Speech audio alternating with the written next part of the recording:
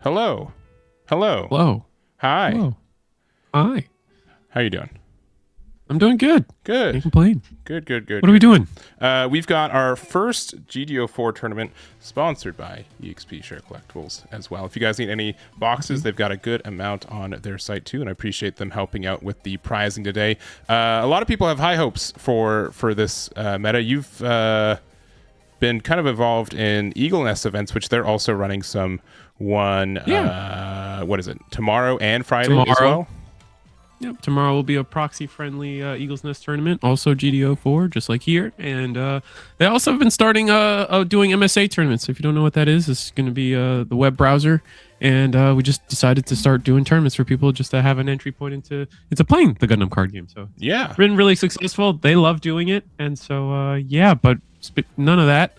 We're talk about what's happening today. Yeah. With you. Yeah. So we got a, let's see. Sorry, I'm just making sure everything sets up correctly. Yeah, we've got webcam, we've got GD04, and trying to find a room for us to go to. Let's maybe go to. Let me see how table 8 looks.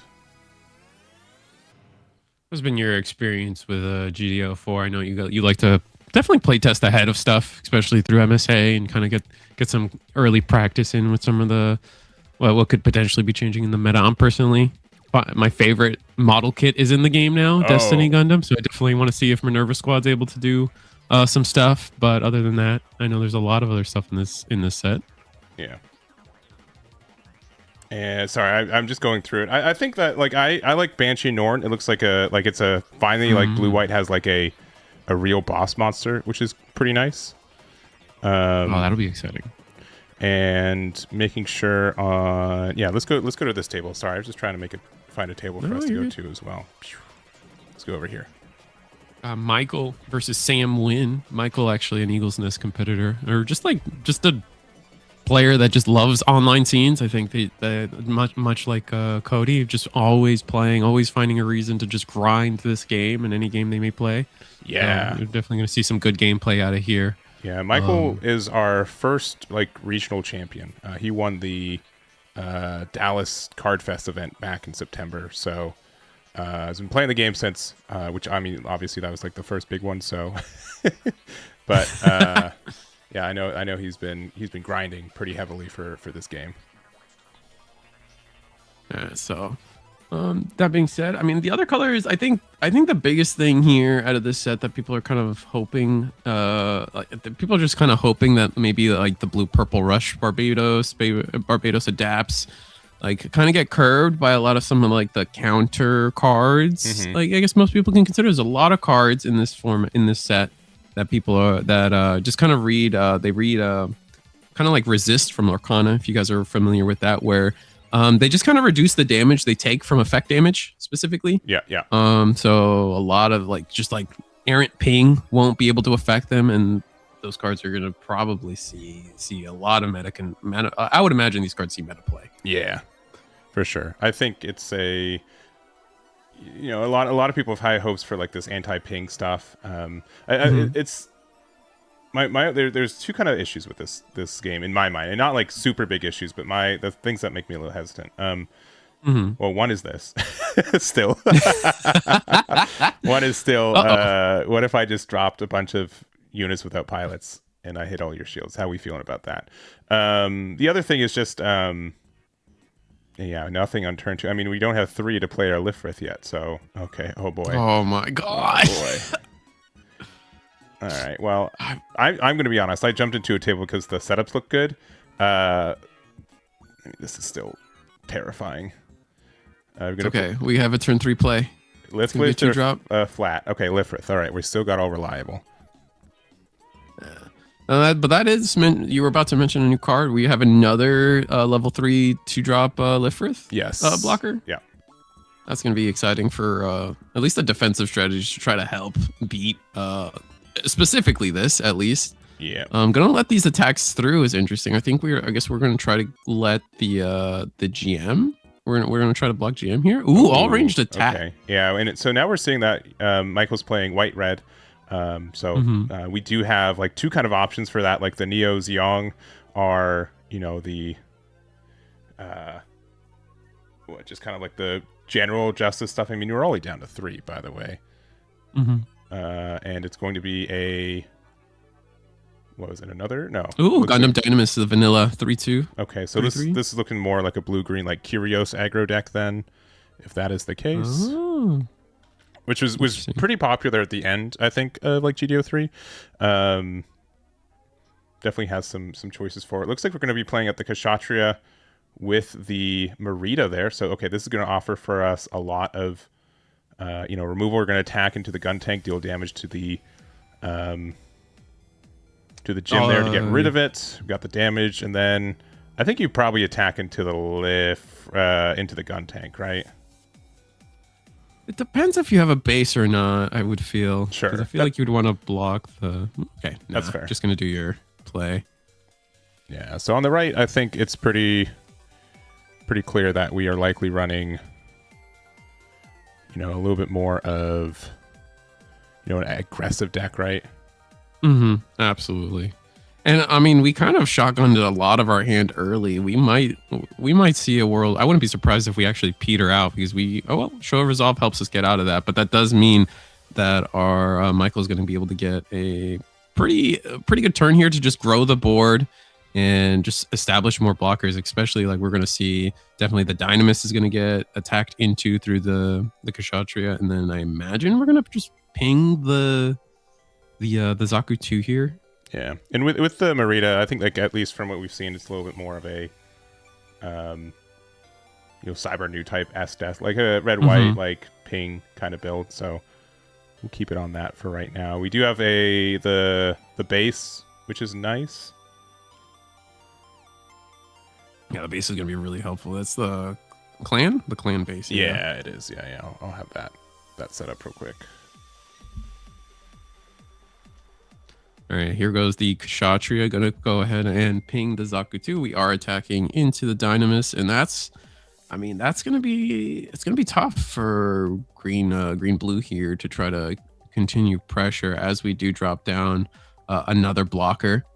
The new Lifrith specifically, actually, that we were just alluding to. Getting 2 of those down might be enough to just shut out a lot of the aggression from green blue. Mm-hmm. Now we have the base. Now we've got a, there's the Kyrios though. Mm-hmm. So this is essentially like a 5/6 aggressively, right? Mm-hmm.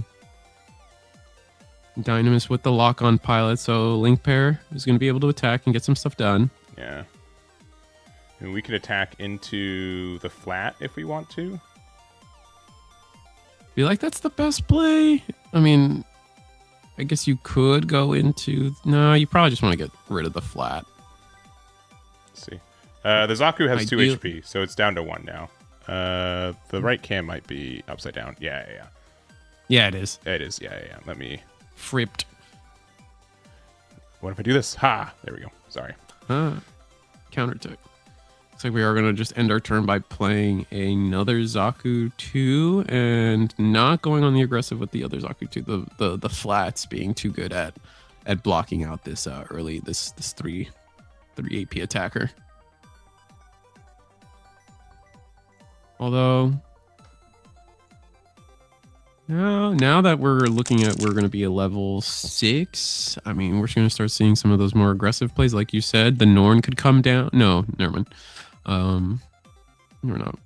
But once we start getting to the higher, like the more the units that can start attacking on their own, like we're going to see potentially Ale Strike, or if there's a new card, maybe Freedom Gundam or Turn A. I'm not sure where we might be with this. We'll see. Yeah, but like it does show, like, with extra blockers, we do have, I get another one. We do have chances to there. We should have pinged the, no. We pinged the Dynamis, because otherwise it had too much HP. It would have lived with 1. Yeah. All right, and then what do we play? What's this next card? I don't immediately recognize it. Sure. It's level 3, 2-drop. It's is it the ZSSA sleeves? Deploy, choose one enemy base, deal one damage to it. So did we do a damage to? At least it looks like the sleeves to me. I could be wrong. Yeah, it's an enemy. That would be the enemy base, but I don't think it's that one. I think it's the Gira Daga. So when destroyed, yeah, it's the on destroy one, I believe. Ah, okay. Yeah, I found it.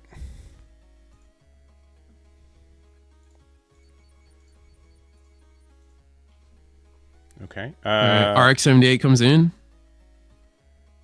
But do we have the Amuro? We do not, which No, is huge just here. pass. And without any big things, we do have the Shugai's hideout once again. Now, did the flats just go in and attack the Zaku 2s here? It's gonna be kind of tricky because I mean you still have like this Gira Daga, right? So that can trade into one of them pretty easily.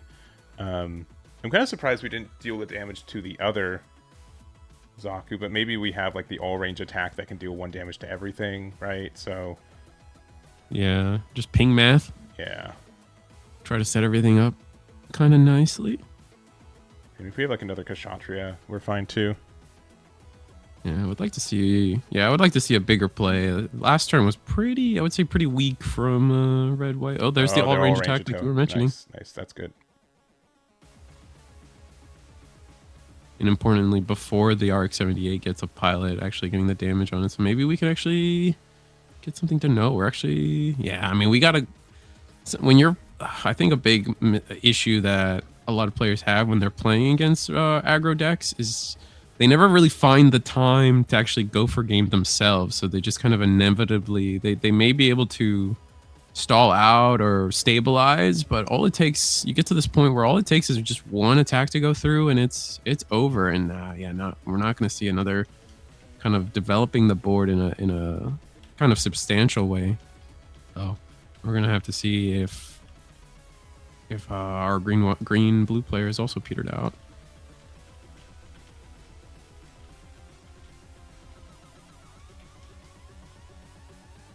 We do have the pilot Dynamis for the RX-78, which is going to be able to rest. It looks like we are going to rest the flat on the effect. No, it's instead it's the +1 AP, yeah, and then yeah, it's just for the +1 AP, yeah, because it's not the Amuro rest. Yeah.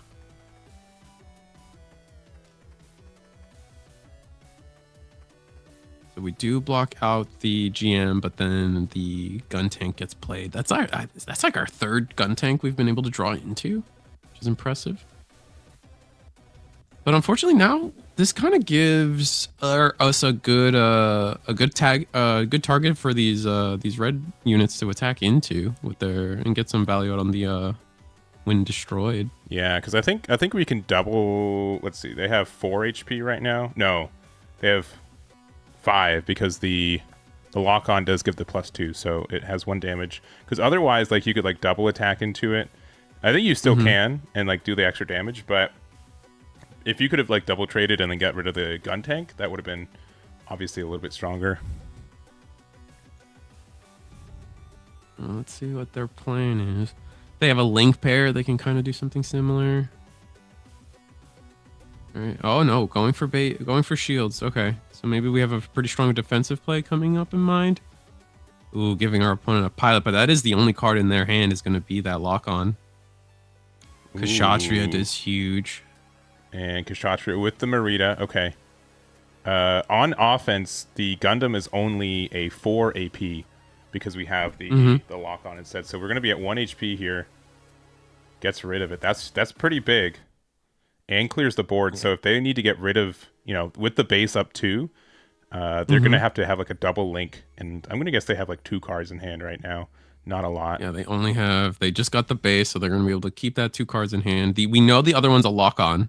Yeah. So looks like we're resting 2 to get the 3/3 token. I mean, not terrible, right? No, infinite value is good. Obviously, when we have a lot of things to burn, it's fine from here. It's also like the 3 HP is probably a little bit better than the 2 HP that like the A tall goose token might have been, so I think we're okay. Especially into this matchup. Yeah. And we're just gonna have to pass on that. So 2 cards, not really playable in this situation. Maybe we'll see the lock on get paired to the token next turn when it can attack. I think the EX base had 1 damage on it. Also. Yes, it did. Well, or maybe 2 damage on it. The red dice are not as webcam friendly. Oh, and we've got the big boy. Ooh. That's the Neo Zeong. I'm sure I'm saying that right. I'm just, yeah, not even going to say anything else. But yeah, one of the new LRs from this, and really just like a good reason to like actually play, again, like full frontal and the whole archetype. But when this unit or one of your Neo Zeong units is deployed, choose 1 enemy unit, deal 3 damage to it, and then, yeah, so you just get that extra damage. You need to get rid of the token, which is great. I think we're thinking about doing like 1 more bit of damage just in case it matters. I mean, but we've got 4 damage here on the next turn. Yeah. Definitely looks like we've stabilized for this.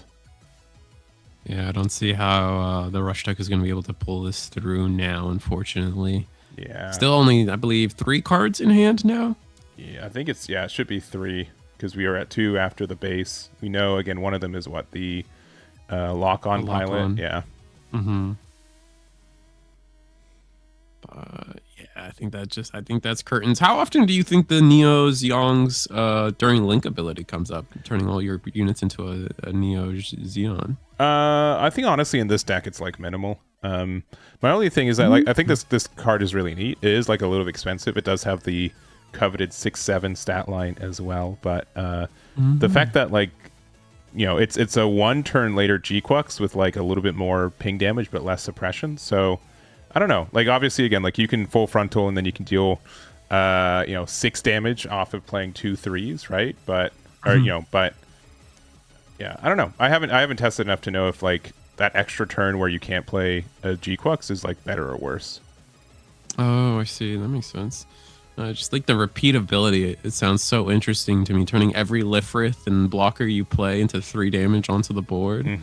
Sounds like there's a high ceiling there. Yeah. Also, this Kshatriya is like weirdly safe because I think we've played every gun tank already. I think there's 4 in the trash currently because they've been pretty heavy with playing their gun tanks. Yeah. Shout outs to Michael Sleeves, not flat. Love that. I mean, the thing is that he's using those sleeves and systematically at least one of those cards is flat. It's right there in the trash. Like you can see it, right? Yeah, we saw 2 of them.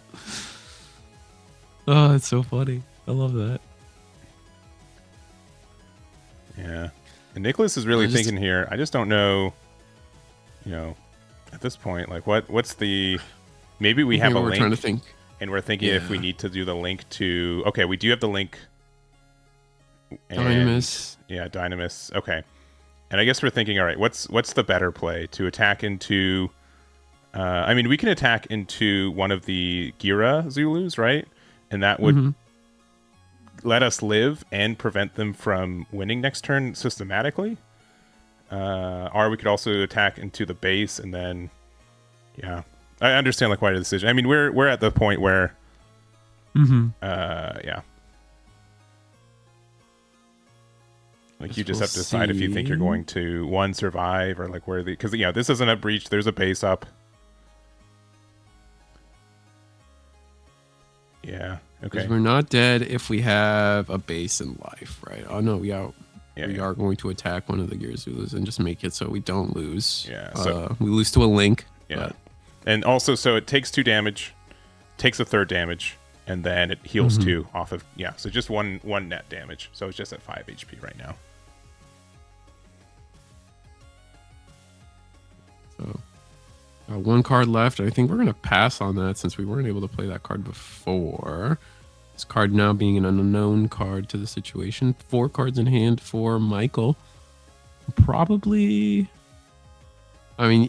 The easiest play is just swing into the Dynamis, clear the board and just kind of leave it at that. Your opponent with 2 cards and even less life than before is not going to look good. Yeah. All right, attacking into the shields. Oh, there's a Corsica base. Okay. Or 1 copy of that. Ooh, the extra card could make the difference if we don't remove the Dynamis. Oh, but we have the classic but a good the Xion. Yep, so it is a Neo Xeon unit. It does get the extra 3. We are going to attack into the base. There. Ping some damage onto the Dynamis. I believe Dynamis is now, yep.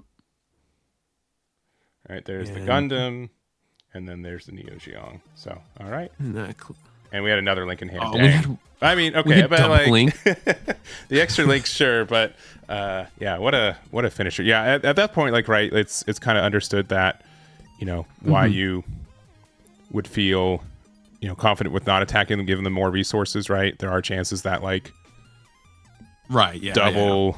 Yeah. We're back to us. Sorry, Risu. I knew you were snoozing. You're not snoozing. You were comfy. Yeah, I slouch. It's okay. A lot. It's I do too, but I have the button pressed to go to the other one, so I can hide it a little bit better. But yeah, honestly, again, like red white also having like a better, like, you know, again, like just a better reason to play like full frontal is really nice in these two. Let's go to table 4 real quick. I'll have to update a bunch of things, but yeah, we'll go over there. Ooh, looks like a white. Is that like it looks? It's a. That's not X yet. This is a Destiny. Minerva squad. Yeah, sure. Yeah. That's definitely a Destiny on board. Yeah. And then with how it's playing, I'm gonna guess on the left it's Minerva squad with Destiny at this point, and then on the right, where's Destiny? Pew. Right, it looks to be some classic blue-white blockers. I'm not sure what new cards could have been added other than Norn, something like flat and stuff, and Norn. Yeah, I'm gonna guess like most blue-white stuff are a more Norn deck until kind of proven otherwise. So there's the Silver Bullet, also as the blocker. I've been seeing a lot of people uptick this. I haven't been sold on this. That doesn't mean anything besides that I just haven't done enough testing to say otherwise. But I do think, like, you know, it's obviously really good. If we're having it's you have to choose your poison. I think of like what are you more afraid of? Tokens or ping? And, you know, obviously aggro decks play both, but you know, by being able to protect yourself from ping damage is really good. Being able to like bounce blockers back, or, you know, just get the tempo back too can be good too. So I don't think one's strictly definitely an interesting card. Yeah, I agree. I think like I think the idea is kind of just being. I think the sweet spot for picking Silver Bullet is just kind of giving yourself the guarantee that this blocker will be a 4-life blocker for the most part. Whereas if you know, like you were saying, you play something else, you're getting rid of the token, but that still leaves you vulnerable to like the unknowns.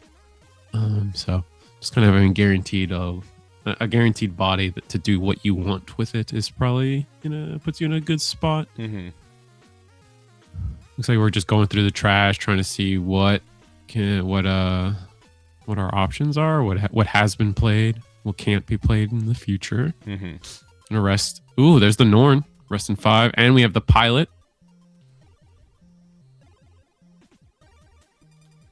So Norn coming in.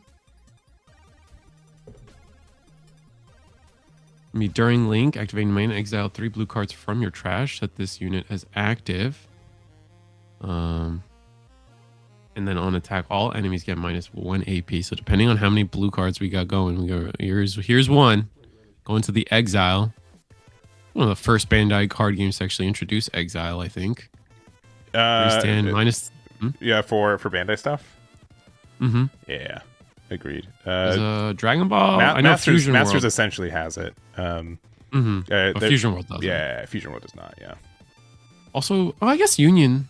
They have the removes. Yeah. Union has something, I think. Not as common. Right, just gonna play Lifrith and pass. We're gassed out with 5 bodies on board, and we know that the Norn can just keep going. This is gonna be pretty devastating. Right, live for the attacks. It's gonna hit the Ale Strike. Nothing. 2 cards in hand, debating if we want to go in all out or not.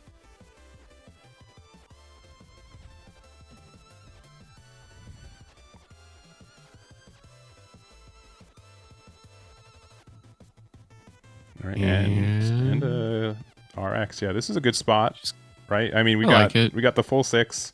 We've got 2 shields for our Norn player. Again, Norn, probably one of the best cards. I mean, like, I think like White's always had like a good like general like package to run, but oh, there's a Cornelius. But now we actually have like I think a really good like top end card that we've been kind of missing from the color. Like there has been like Freedom, right?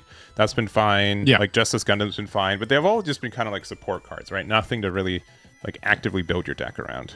You're always usually relying on the other color of your white deck to kind of facilitate your top end if you were going that high. Yeah. Like green white, for example. Even blue white would go into, funny enough, the original Banshee, or even Unicorn. Now we've set up the board pretty comfortably that we're gonna just start attacking to the shield, start getting some attacks in. Yeah. Should be only 1 damage to the Lifrith. No. I think you're right. It should because we attacked with the Norn. Oh wait, no, is the Norn not on board anymore? It did attack first, and it got blocked and traded with Ale. So I think it should have done, yeah, as mentioned, like 1 less. I can go into that here 1 second.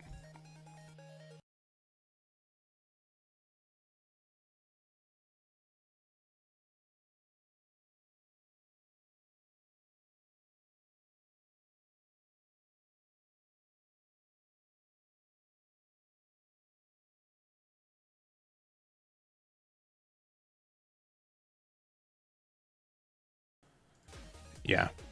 And obviously, first week with new cards, right? Oh yeah, of course. Yeah, Norn is so good. It's especially I don't know how to say it otherwise. People figure this out on their own, but it is great. Especially like I mean the first week it's fairly easy because if you don't know what the card does, you're like, oh, it can only attack.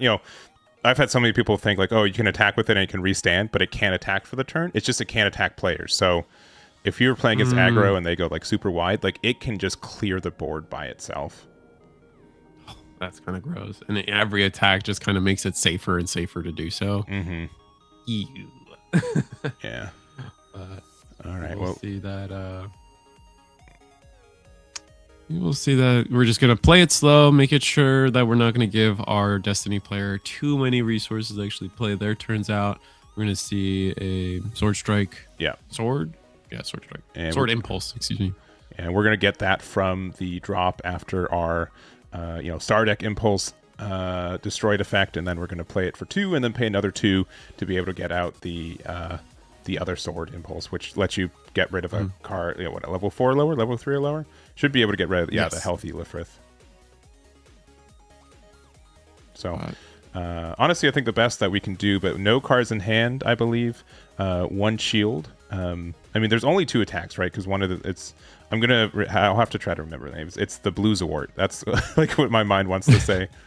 All right, we found a Kira pilot, not a base, so but it's not enough. Yeah. Definitely. Yeah, you can see like obviously like the AP minusing, so both these other units still survived. Very good.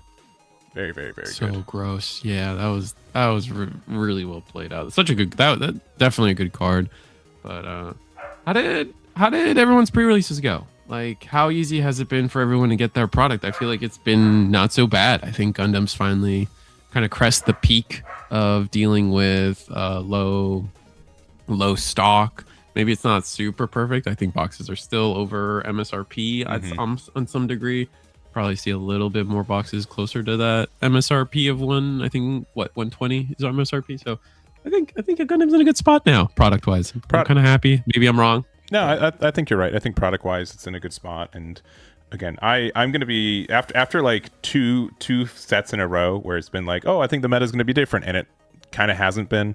Like purple blue has like been like the biggest change in this game since release, and that was but it's still like an Amuro aggro deck in my mind. So again, I know that I'm pessimistic. All right, you guys, I'm not trying to be like like say that I'm unbiased, right? I understand like where my bias is for that, but so I'm cautiously optimistic, I guess, for this set. Like I want there's to be new things, but I still see a lot of like it. Really, the biggest thing is like it's changing like what the top end of decks are, right? I think we already saw like Neo Zeong, we saw Norn, two really good like decks that you can kind of build around now. But they also, to be able to get that point, you have to play 8 Lifrith still, right? Which is just kind of how the game goes right now. So, but anyways, like you said, we're seeing new boss monsters. We're seeing like a kind of like, I think Minerva Squad is the most like the biggest thing. Red's got, we saw, and within the 3 games we watched, I think we've seen a different boss monster for everyone come down on the board, which kind of nice. Yeah, 2 games we watched, but yeah, definitely excited. We'll see if some of the oldies kind of come back. We'll see, because there's always the new toy syndrome at the beginning of a format. Sure. So yeah, there could be that, but and like I think that's like there. I mean, I can see it. Less people are on like green, blue, rush. I mean, we did see that game 1. Blue, purple also is not like super around either, at least compared to like where it's been. Like it's obviously done well for the last couple of regionals. We just had one more, which I'm trying to get the deck list for. If I do, I'll put them on Eggman events as well. But you know, I think there are some cool things. I do think like the deck that I'm the most excited for, I think, is Celestial Beings. It's me too. It's in a weird spot. It's still like not like a, you know exactly what 50 cards to put into, which I think is really cool. And like I think it's weird too, because they're already they're in 3 different colors, so now you kind of have to pick and choose, which is a little strange for such a newer archetype, I guess. It is really weird. But I think the other thing is that the 3 colors do not include blue and white, right? Which are like, again, almost systematically every deck that's done well in this game has blue or white in it, right? So yeah, I think like having 2 different, like, or 3 different color combinations that you can try with this archetype and it being moderately fleshed out, I think is interesting. And I also think like it's a deck that will get better with time as you figure out like what actually works, if there is something that works. Right. Yeah. And then on top of that, Minerva Squad is going to be, it's interesting. The first time where we get kind of like a recursive gameplay strategy where like you do have to pay for most of the cards that come out. Yeah. But like just we see it. I mean, there's a reason why all of the Blurple decks, once we've lost Corsica, immediately went to white base for recursive value and getting bodies that don't require hand size committed. Yeah, and there's like some really cool stuff for like a more mono purple Minerva, but I respect that you do have to play the blockers still most of the time. We also, I see in the chat too, League Militaire, which I'm trying to say, if that's incorrect, let me know, because I want to say that more correctly. But it's really cool. But you know, you still kind of have to play Amuro as like your other pilot most of the time because you're in blue. Not a hard requirement. I just, again, I promise, like every time I ask myself, is there a better combination than not having Amuro? And the answer is almost like always no. Like it's just, it feels suboptimal not to play it. Everything else is still slightly worse. Yeah. But I promise I at least ask the question. It's not like it's already sleeped up, right? But it's just really hard to move away from it. So, but yeah, we do have the full 64 players today. We expect 5 more rounds, so I'm looking forward to that. Also, I did miss this. We have Una with the subscription 24 minutes ago on Twitch. Thank you very much. Do appreciate that. But yeah, we'll get into game 2, round 2 pretty shortly. We only have a couple minutes left on the timer there. I'll try to find a League Militaire or a Celestial Beings deck. I know we've had a couple people with those, so if one of them won, we'll definitely get that for round 2. We'll keep an eye in where we'll search for that right now, and we'll be back for round 2. So we'll be right back and see you guys then. Be right back. See you guys then.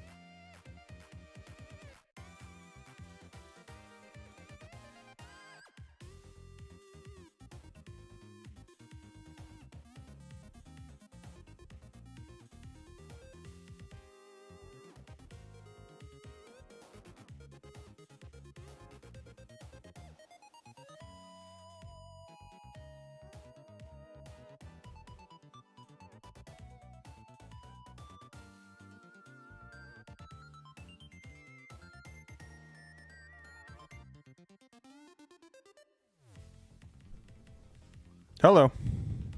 Hello. Hi. Hi. No? Aloha. Everyone- Well, what could I be Aloha. saying? Oh, am I saying goodbye again? Hit him with the mix-up. We're back with round two. Just about to start for the Eggman events in EXP Share Collectibles. Triple winner box for the GD04 meta. Again, I've seen a lot of people, optimistic about this set, changing things up a little bit. I do think we're shifting a little bit from, aggro focus from OPO or GD03 to I think there are some more defensive tools for GD04, but again, I think the scales are unbalanced, right? As in the sense, a lot of people are like, oh, if the game's too slow, then I can't play aggro, or vice versa. If the aggro is too fast, then I can't play slow. I can't get to my late game. I think the community is pretty split on what they prefer, which is interesting because there's no real mid range. I feel like right now. Yeah, mid range. It's tough to play mid range. I feel like there's not enough juice there. Where it's I think that's the problem. A lot of people, famously, I think a lot of the Gundam card game player base does come from Magic, and that's kind of their holy trinity. Yes. Kind of like an MMO. They just have you got mid range beats aggro beats control, and then control beats mid range, right? Yeah. But without mid range kind of being there to just kind of facilitate everything, it's just like a pendulum swinging back and forth, whichever one's stronger kind of gets there. But I guess if I had to pick one of the two, I think I'd much rather control or late game type strategy be the better game, just because I don't know, when I show up to a card game, I kind of want to play, and I don't want it over in 4 turns or 5 minutes or whatever it may be. So lesser of two evils, but I do understand. I really hope this game, the player base and the card pool, can help facilitate a mid-range strategy eventually. Yeah, I think the game, again, I'd much rather a little bit on the control side if I had to choose one, right?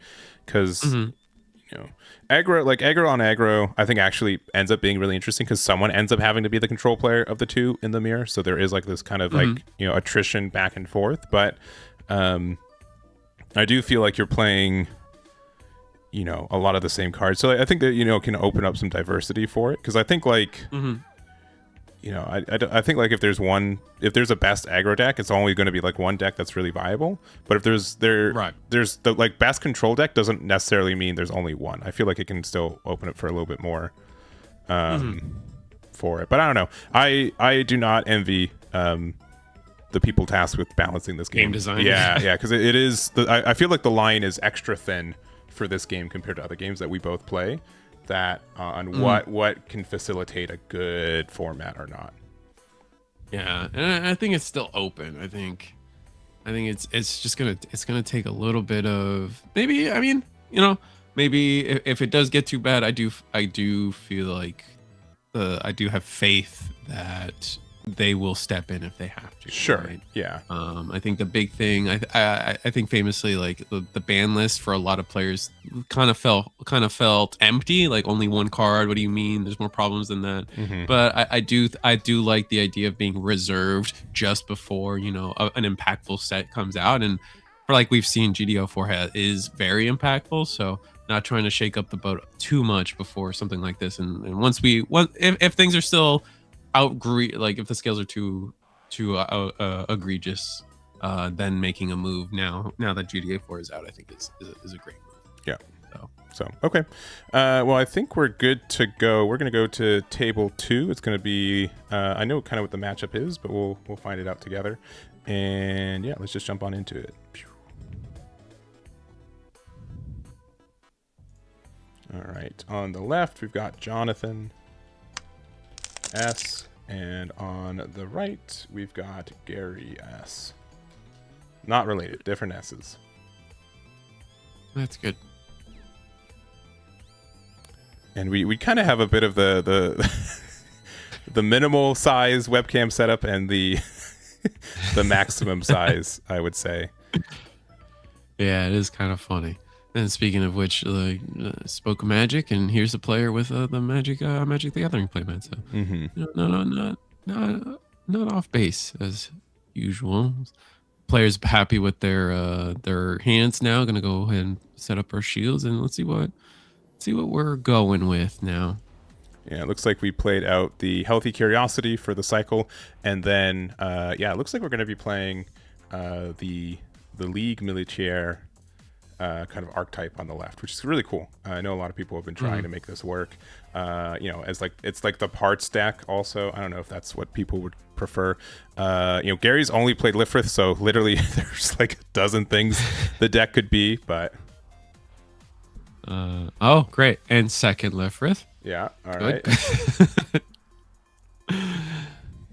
I guess we'll have to see where it goes. Oh, sorry. Let me set up the timer right. It did not reset correctly. My apologies. Again, I think that with more blocker decks though, there are like more time. I think becomes a little bit more of a resource here, and then also, okay, yeah, it looks like we do have our link pair to start us off. So let me get that. Getting the Victory Gundam down along with its pilot. Getting the parts token down as well. Victory Gundam? Did I say that right? Is that... I don't think it's Victory. Yeah, it is Victory Gundam. Sorry. Nice. Yeah. Victory Gundam. Yeah, just regular Victory Gundam. I'll get the card up. Victory Gundam getting the part down, which lets us, I believe the token has the trait. It does, yeah. So you will be able to get the draw, I believe, off this. All right, looks like we played the Silver Bullet, and then we ended up playing the... is that Paptimus? I think it is Paptimus. Yeah. So we're 6-6 right now. Oh, so we're on some type of big O blocker strategy. Or not big O. I always do that. VO. VO, yeah. Yeah, that definitely seems like part of the equation, potentially. Back on our Militaire guy. Trying to figure out what we're going to do. Yeah, I'm looking up the deck list. Both these builds are kind of interesting. for. Well, I think every part of this turn it was gonna Victory Gundam's attacking. Yeah. There's no way. The draw's too good. Yeah. We saw it with our Barbados. You're just gonna get as many cards as you can out of this Victory Gundam while you can. It just doesn't feel like there's no reason not to. Yeah. Also, I'm gonna be, I'll give like a little hint. One of these decks is playing Norn, but it might not be the one you think of. It might not be the one that you think will be playing it. So, but we do see a hit of the kind-hearted burst draw one. That's almost the entirety of that card, the usage of it. So being able to use that to obviously the main in action, just being able to draw one. Blue has essentially access to like 4 of these 1-cost commands that help you cycle or do things or have good burst, right? So we kind of see the same thing with the copy of a Healthy Curiosity. So that is good. We do have another Hexia there. Or the Hexia, yeah. So we have Victory Gundam, and now we have the Hexa version of it. So, and we're gonna go ahead and pair it with a pilot.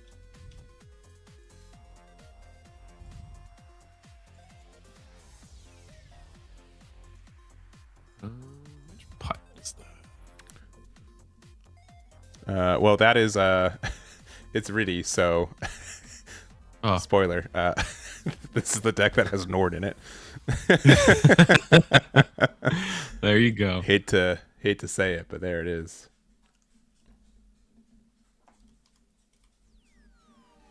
All right, so the Hex is going to be able to next turn start deploying some more tokens with the 1/1 tokens, which was going to allow the Victory Gundam itself to keep drawing. But we are going to start we're going to go ahead and get rid of that on the board now with our Kira Ailstrike. Link pair, pass the turn. Yeah, I mean it's after 2 draws. I think we're pretty happy with the results of our Victory Gundam there. Plenty of card advantage having been had.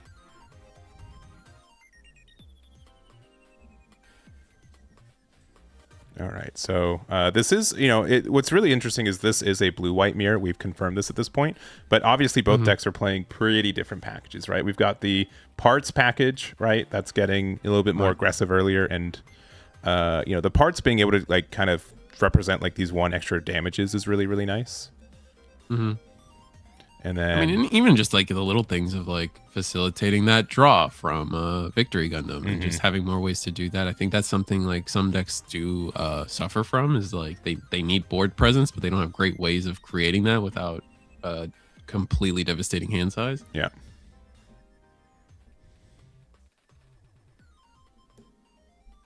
So, and then, I mean, we don't actually know the top end of the right side either. Generally speaking, it's probably either one, Norn themselves, or it is a, I know a lot of people are playing like the Unicorn Gundam as well. Having another new type pilot might be a reason for that, because I do know like, with the Paptimus, that does help for it. So that could be helpful. Honestly, Paptimus just giving something repair to is never bad. Never bad. Right. Never bad.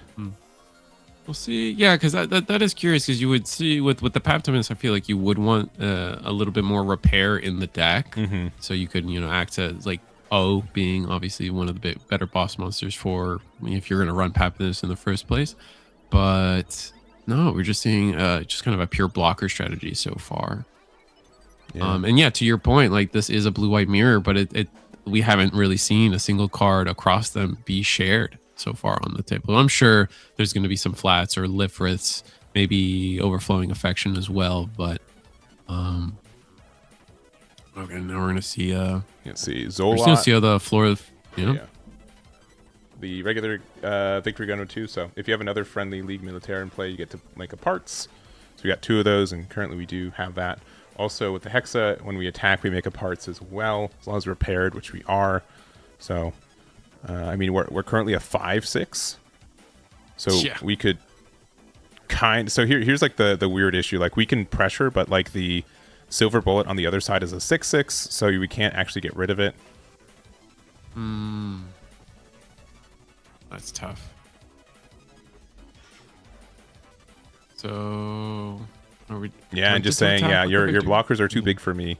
I need more advantage for it. So we do have some ways in the Militaire deck to rest blockers, though. We have like V-Gundam, you know, activate main, rest one of your other League Militaire units to choose one unit that's level 4, or sorry, 4 or less HP to rest it, which is both these, you know, Lifrith blockers here. The Kusanagi, though, Obnoxious Base, getting rid of the Zwart blue blocker, Zolot. And we're actually going to attack with the L strike here. Yeah. I'm just going to go get rid of the EX base finally. So saying that 3 blockers is enough into your board, which, I mean, 3 attackers makes sense. Yeah. Resting 2, another Lifrith. Yes. Yes. With one extra step, but yes, we do play the striker Big pack there. Lifrith. Yeah. But yes. Interesting that we're willing to use it now. I guess we just want to just show as many blockers as possible, but we do know that our opponent is on white as well, so there's still the potential for, you know, token removal, a nail strike to come down and just kind of get punished for this play. Let's see, We'll see if that matters, though. Also, yeah, both players did win round 1. Generically, we do try to start the round with an undefeated, and then we jump into some X1s afterwards. So yeah, both 1-0 currently. Okay, resting 4 resources for V-Gundam, like you said, the ability to rest. Yeah.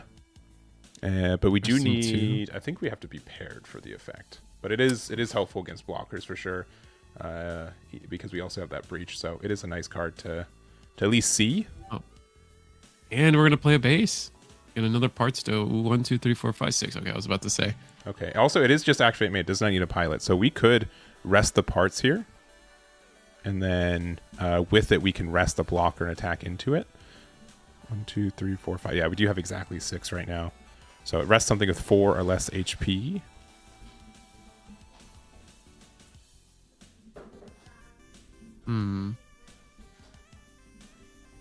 All our numbers are so off right now. Yeah, they're so awkward. Agreed.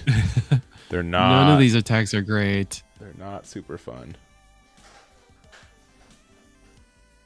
Yeah, make sure you attack one at a time. There's no shortcutting on a board like this, No, I feel. no, there's not.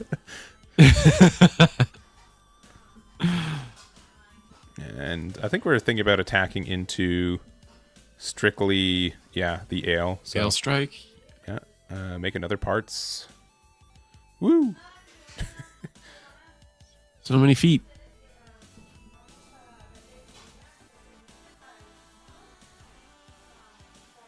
And we could try again. We've got 3 damage on both these, so I mean we can. We played the Zolot this turn, I think, again, right? It got we did. Yeah, so we can't attack with it currently. The Hexa can attack, and this specific Victory Gundam can attack as well. Yeah. No, I don't believe. I believe one of the parts can as well, but we're just gonna pass. Just not. Yeah. I mean, we're gonna be able to just build a board of 6 blockers and turn them sideways eventually. Here, it's gonna be kind of rough for our Victory Gundam player. Yeah, and again, I know that the top right corner is like doesn't have anything in it, but like this is still just like generically good blue white stuff, right? We haven't seen the top package quite yet.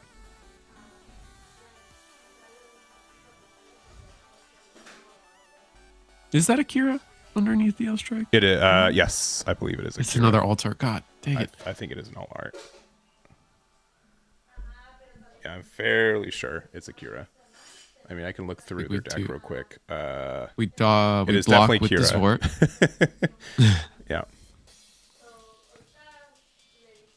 Oh, did we -2 and it only took 1 damage? Yeah.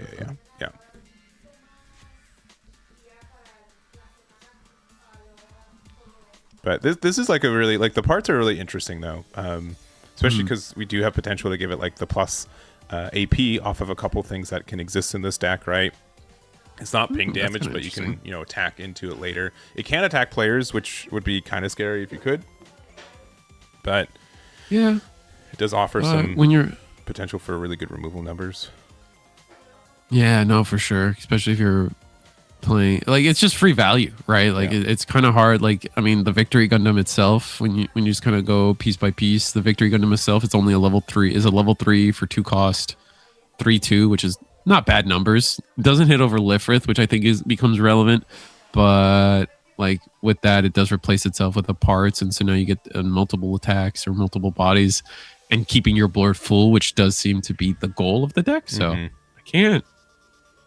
can't knock it. I love when decks actually like self-facilitate themselves like this. Sure. All right. Looks like we're going to be We do playing have out another- another base. And we're going to use it to Another play parts. Yeah. We still have the activate main from our V dash, which would be good. Which looks like I we are think going to this be is using what's it. happening. Yeah, going to rest a 4. So you're going to rest the ale there. And again, the Silver Bullet did attack, and it does have a Paptimus underneath it. So it's currently a 6/6. Deciding to attack with one of the parts. I guess one into Ale Strike. Yeah, probably the damaged Ale Strike, yeah, because it currently has 1 HP. Was that not? Does it have more than one? Yeah. Okay. Cool. Okay. Yeah. they had like I'm so the. confused. I'm just representing that it has 5 damage. Yeah. Okay. Just just so we're all clear. Okay. Now it dies. Yeah. Game Proceed to mechanics. cleanup Yeah. phase. Game mechanics. Yeah. All right. We've got another. All right, then we get another V dash. Oh, with the link as well. Yeah. Oh, that's huge. The link is good. It is going to essentially get rid of the token to reactivate it. So we have another thing that we can rest, which is nice. Now we're going to be able to, the first V dash now is going to be able to attack into anything but the one with Paptimus under the Silver Bullet. Yeah. I'd be And kind from of there I'd be kind of inclined to, I mean, like, well, we just got really good attacks here. I think we're going to be attacking into the base here. This is just like a big body right now. So it's just a 5/6. But we're trying to get rid of the base before we have 2 breach attacks. So I do like the sequencing here. There are resources open for Gary as well. So there are potential for interaction points too. unforeseen incident. Like we are. Oh, that's cute. On the attack, we replace one of our rested parts with a new parts. Yeah. Because it's the Gundam Hexa. Yeah. So love that. We did block, or did we not? We attacked into the other airstrike. Oh, we did. Yeah, it looks like that's the case. Yeah, for the removal there. Yeah, I'm kind of surprised. I would have maybe gotten rid of the base, but okay, they're just straight up attacking the base to get rid of it. I mean, I might have thought about blocking with the 2/1 blocker. Yeah. Again, we are still in white, so just getting rid of a token is fairly easy. And the other, now the next Victory Gundam, look, we're just going aggressive. Oh, okay. Unforeseen incident. Onto the parts? It seems like it. I mean, if we do it on the V dash, it's only going to be at 3 AP, so then it can't trade with the flat, which is probably better. Yeah, and then the flat, then the V dash can't attack like efficiently. I kind of I like think that. I'm gonna guess it's on the V dash at this point. That it only has 3 AP. have we activated V dashes? Yeah, But the second V dash, we've activated both. Yeah, and then we're Okay. passing. Okay. replacing a parts with a Lifrith and then passing. Yeah. So Yeah. pretty strong turn. Yeah. Also, You really got to look at. Yeah. Okay. Yeah.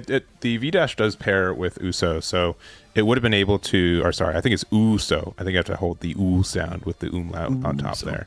Let me know if I got that right in the chat. But yeah, it just meant that they got a free block. So just wait till next turn. All right, overflowing affection. After playing the anti-breach base, Nailorgama. Nice.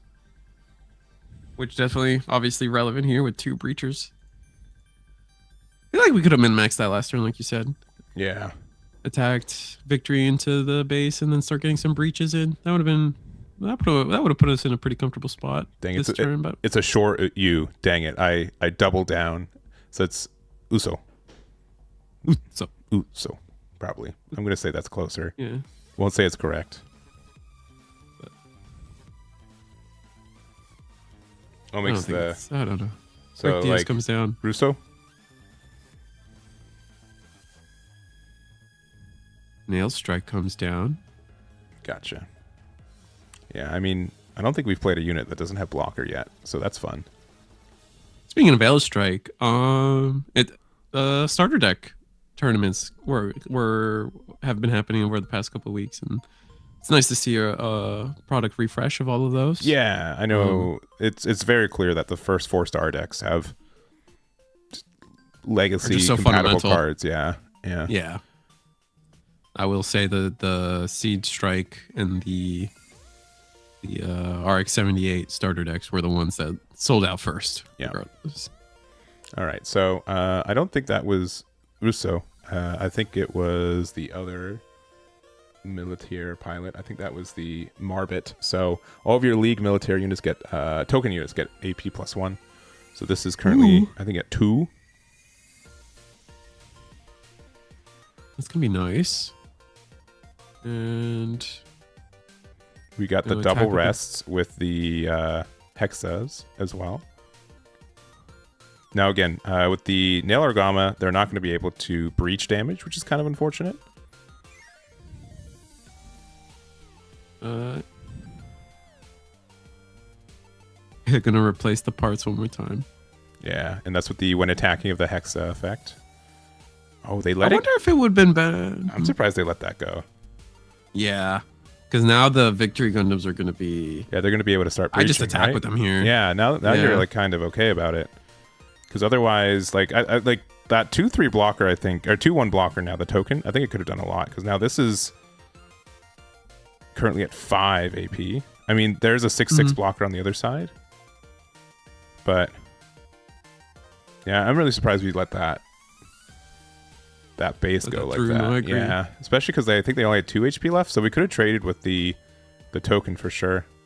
Oh, another V dash. Another V dash. Now we can use this to now rest another dude. All right, there goes another blocker rest. So now we're gonna attack with the V dash into something, right? There's no way you don't attack into like. I would personally attack into Lifrith, just represent less damage. No, it's actually L Strike. I guess that makes sense. Not giving them the chance to get the paired effect. Yeah. And then. But yeah, look at all this breach damage being impactful. So I mean, this is probably attacking into Lifrith. At this point, I think you just block with the token, right? Okay. Just to have like a better number, right? Especially like if it's an L Strike. I mean, this also you can block without it, losing giving it. up port presence, actually reducing the Yeah. Not suffering to breach. I like it. Yeah. Chad also puts a good point. Yeah. The thing with like this whole blocker strategy is that like eventually like those can just start attacking, right? Like we've got potentially 5 damage on the other board, and we got to be careful that they just don't, attack with everything. Yeah. So luckily we do have 2 blockers as well. Gonna get a lot of value here. Blue Zwart, as we're calling it, and then Lifrith to end the turn once again. And I think next turn we're kind of poised and ready to just kind of win the game here. Yeah, but again, it can be a really slippery slope though, because again, most of these units don't have a lot of HP left anymore. 2 of those units strictly cannot attack the player either, which kind of hurts. So we'll see where this goes then. let's see, any Vulture decks tonight? No. I don't believe so. I from what I remember, I don't think anyone brought Vulture. If so, like one. Speaking of which, for Eagle's Nest MSA's tournament on Friday, that'll be a Mobile Suit Arena tournament. Eagle has posted that there will be a bounty deck for if anyone brings Vulture, the best performing Vulture player will get a better prize. Oh, all right, that's really cool. Yeah, that's really, really cool. Yeah, it's cool to see as you mentioned, like bounties for that. I'm happy that Eagles. I think that's something that Riftbound has really, I think, done well. Yeah. I really, as we have one of their playmats on the screen, and you just came in from Atlanta. I think it is a really cool idea to force to give people a reason to explore the format for sure, more than just trying to top 16. Yeah. All right. Well, we RX end up 78 and Amuro. Yeah. Name a better pair. You can't. really can't. I really can't. We do have the attack here. Unsure where it's going into. Maybe the Lifrith? Maybe? It's hard to say. Maybe Lifrith? Yeah. Also, mean- I am seeing what Rose Goku Black 9658. I do agree. Like I am a little critical of the game still being. I would say I was hoping that the set was going to change a little bit of what the format looks like. Looks like we just attacked into the pays to get rid of it. But yeah, I have been seeing like hints here and there that will be kind of the case. I've been burned by that for like 2 sets in a row, where I'm just like, oh, look at all these new things, and it's still playing the same. And like, obviously, I don't think we've had as much like blocker decks maybe as we do right now, but it's definitely tipping the scales from, I would say, like very aggressive leaning from 3. Set 2 I think was maybe like a little bit more blocker heavy, with like Wing still probably being one of the best, if not the best decks in the game. So. But I agree. I don't like the idea that the game's just kind of shifting back and forth between these two kind of extremes. Yeah, that's a good way to say it. But yeah, again, like that's my bias, and I can be wrong. And it's just because I want it to change doesn't mean it's the right play either. It's just my opinion on that. Your taste. Yep. Ooh, Gundam NT is gonna come down. Is it? Oh, it has Kira. Oh, yeah, we're gonna underneath it. So get rid of the parts to draw a card. That's huge. Yeah, and we were able to clear a good amount of the board too, and that is nice. So now, do we still have game? I don't think so. I think depends on how the hand goes. We can get our opponent to 0. Yeah. And unfortunately, like, there's not like a good trade with the Zolot right now. I mean, technically, we can still like the V dash is just anything, right? You could V dash. Excuse me. You can do. Oh no, I'm not gonna activate the V dash effect. Okay. And attacking into the RX-78 doesn't feel good. Yeah. But you do beat anything you do block. Maybe, oh, and we just let it through. It makes sense. No, why give up a body when we're not losing the game yet?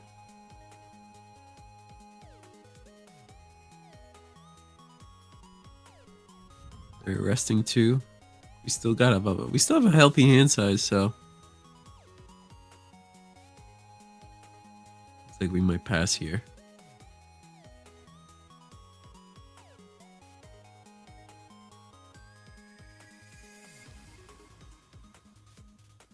Yeah, and like again, now we have to play with blockers because we're, nervous of what can happen. So, I mean, we got them down to 0, right? But the bigger issue is just like that extra damage can't be breached, right? We have to actually get around these blockers, and that can be really tough. With 3 cards in hand, maybe we're hoping that we can kind of pressure our opponents, or if they don't have removal on this turn, then we just win next turn with 3 attacks. The flat will be attacking shield. It's just a victory Gundam. Ooh, and here's kind of the game warper. It is the new graceful demeanor. So it's Oof. This card is really, really funny to me, mostly because like the first time you see it, you're like, oh, finally a way to get rid of tokens, attack, be a defensive card. But almost every time I see this card played, it's to remove Lifrith blockers to be able to be aggressive, which is very ironic. Very ironic, if you ask me personally. It's very funny. Right, so the whole board has been cleared for our V-Dash Gundam, Victory Gundam player, unfortunately, and we're gonna end the turn on another blocker, and yeah, just saying we don't want to give you extra resources with this Gundam here, and we're at 0 cards, 0 shields for Gary. Sorry, 1 card, and 0 shields, but going to play the base there once again. Be able to play we have to have I think we have to have a League Militaire unit out, so I don't believe we get the token. Let's play then. There are some CB players today. I don't remember the color combinations, but if one of them wins all 3 CB players were undefeated going to this round, so I definitely would want to try to get them next round. All right.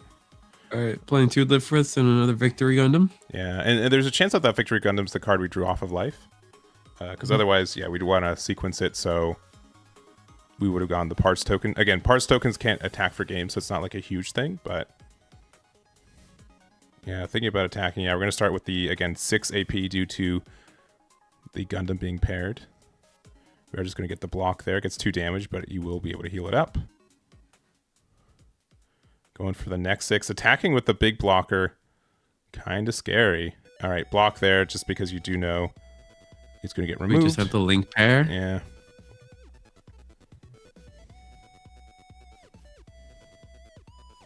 One more. Back with the NT. Yeah, going to get rid of the base there. 2 blockers Maybe up. we just have 2. Yeah. Yeah, I was gonna say maybe we just have more blockers. That'll be fine. And they're finally.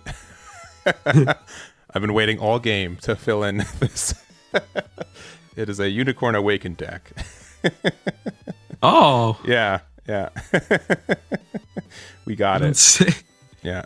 Oh, hey, we're gonna attack with the. We're gonna attack with our Victory Gundam. Yeah. So, it is an action step for it, so you do have to like block, and then you get to get for it. So you can't, unfortunately, really do the sequencing that you want for Graceful Demeanor, because they can attack and they block, and then they're just like, cool, I'll block, and then you bounce my blocker back. So that's unfortunate. yeah, and there's the suppression. Yeah, I mean, technically you get the ready to hand, but yeah, not going to make a difference. So Gary's ends up taking it. Very grindy match, just finishing in time here.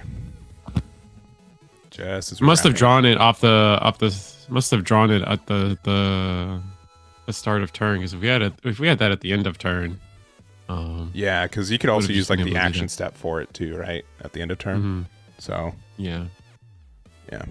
Anyways, so that's the end of that one. We'll go back to us real quick, but definitely a grindy game. But I'd like to see it. yeah, it's cool to see these decks. But I can definitely, I would say like 7 rounds of that could be taxing as well. So Oh, for sure. and again, like we didn't it was at the 33rd minute that we were actually able to see that. Oh, by the way, they're playing Unicorn. So we'll see. I mean, yeah, Victory Norn with Lifrith. I mean, Lifrith has like the best stats on curve for the game. So why would you not play that card? You know what I mean? Like it's really tough to not play that. I don't know if the Norn player is playing Amuro Gundam, which is, again, like once you start building blue white, because there's just so many things that are just like, you find there's so many cards that are just so generically good. You've got like 10 spots for your tech cards, right? It's really tough. Yeah, no, I agree. But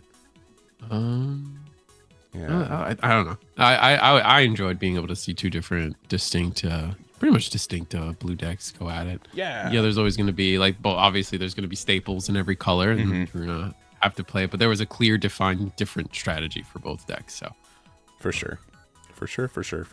So good enough for me. Most percent.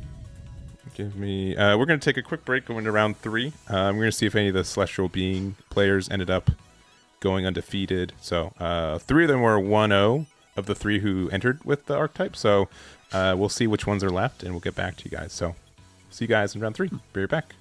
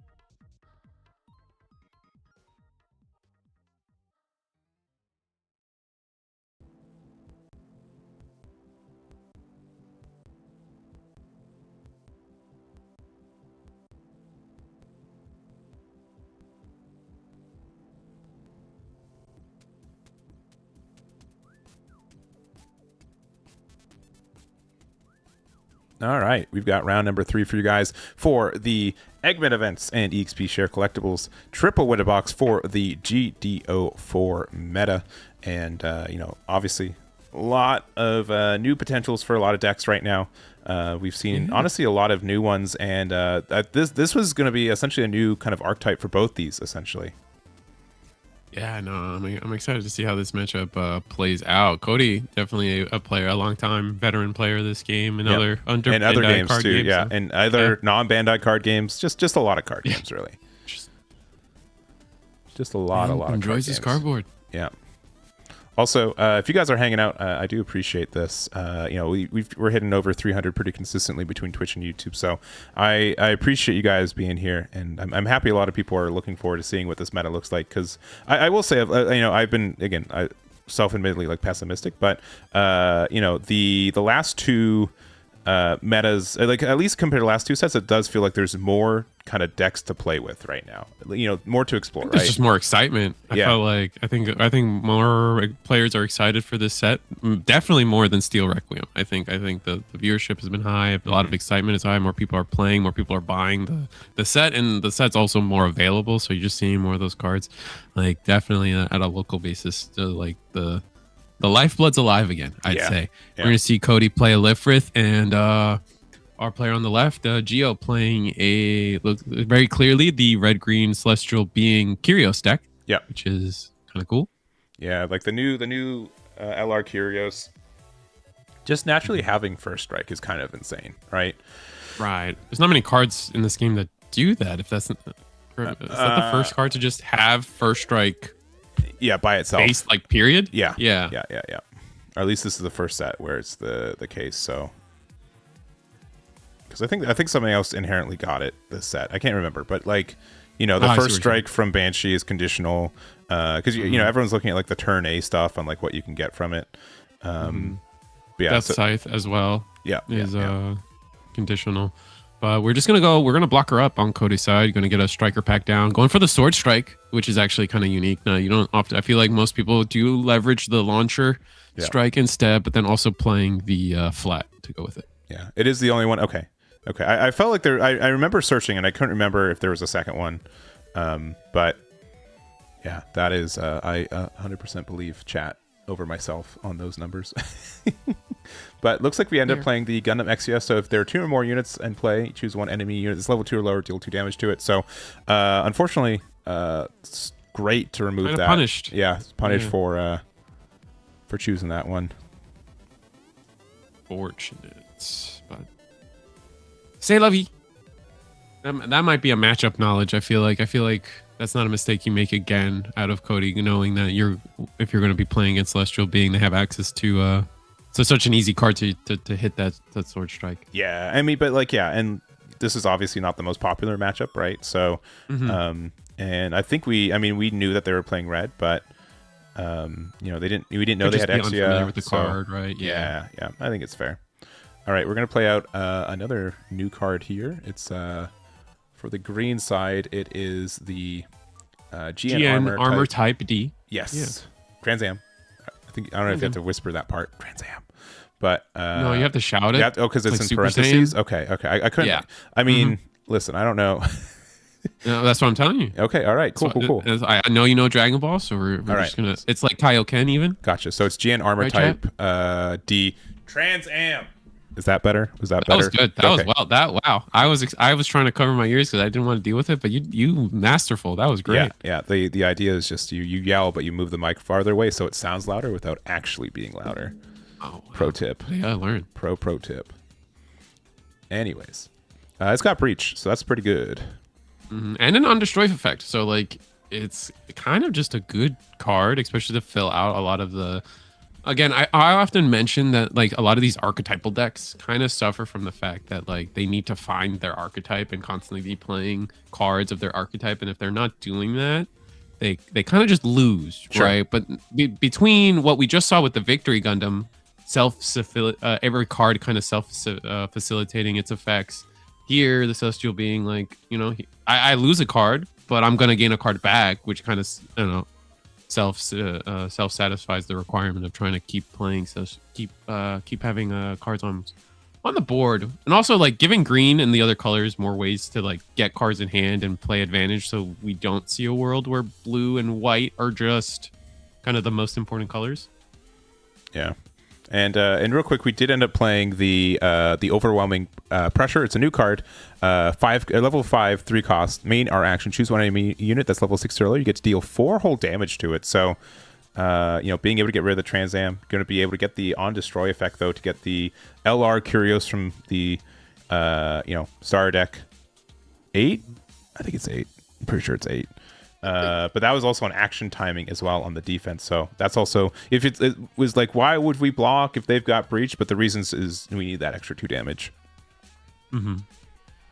And we did attack into the Trans Am, the GN armor type Trans Am, and that, but and then we found on the on destroy, we did find ourselves a starter deck Dynamis, like you said. Yeah. All right. There's the Soletta there. Fancy Soletta, expensive Soletta. Ooh. That's another deck that I find curious to see going forward. And now that we have 2 Solettas, does that change the texture of anything coming forward? But we're going to get the Sinanju on board. Ooh, and we do have the full frontal. That's so nice. Nothing to play off of it, though, but we are able to attack into the base and get that extra 2 damage there. Really clean play here. And with, honestly, if I saw like the full frontal kind of combo, I think at this point, it's probably a Neo Zeong deck that's red-white at this point. Yeah, we'll see how we can play that. We know we have the Dynamis in hand, but there's a couple other cards we can start playing. We are level 6. Oh, we're just going to play the Dynamis and the Lock-On Pilot to go with it. Allowing us to get a little aggressive here.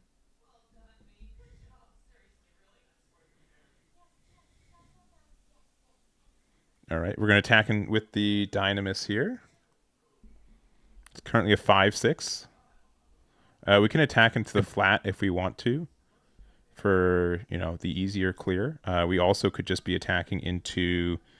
The Sinanju has 6 HP, right? So we're not really able to do anything. We take 2 damage. We heal 2 damage, right? Mm-hmm. So from there, we're going to end the turn on. Is that the Trail Booster? Tail Booster? Yeah, it is, so. But it's just the general one. It's just like because there is a new tail booster as well. It's just the vanilla. Yeah. So this one just playing for itself for cheaper while you have a CB linked unit in play. So playing itself for 2, kind of nice. Not that it mattered, unless we were representing maybe potentially an action step or a command. Which I think the deck doesn't really run. So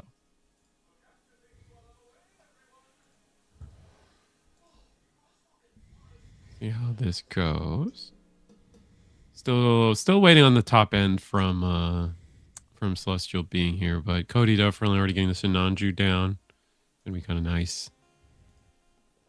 And here comes another Lifrit. No, this isn't Lifrit. This is Freedom. Oh, and a Justice. Justice. Okay. Yeah. So like this is very, very high end heavy, right? And we might have, we do have the link for it too. This is so nice. So Atherin here with the Justice here will let us, now attack into anything, Dynamis included. If we want to attack with our token, we can as well. They don't have a base up. The EX base is just, over there. No things. This is going to do 2 damage to the tail there. And from here, do we just get aggressive or just keep things slow paced? Yeah, I think like we're so far ahead now for Cody, right? We were able to stabilize. They didn't have a really strong start, and now like all of our big boys are going to be very nice to trade into. And the tail booster or the flight unit here, unit, the tail unit will be able to just like even if we attack both blockers are just going to be able to.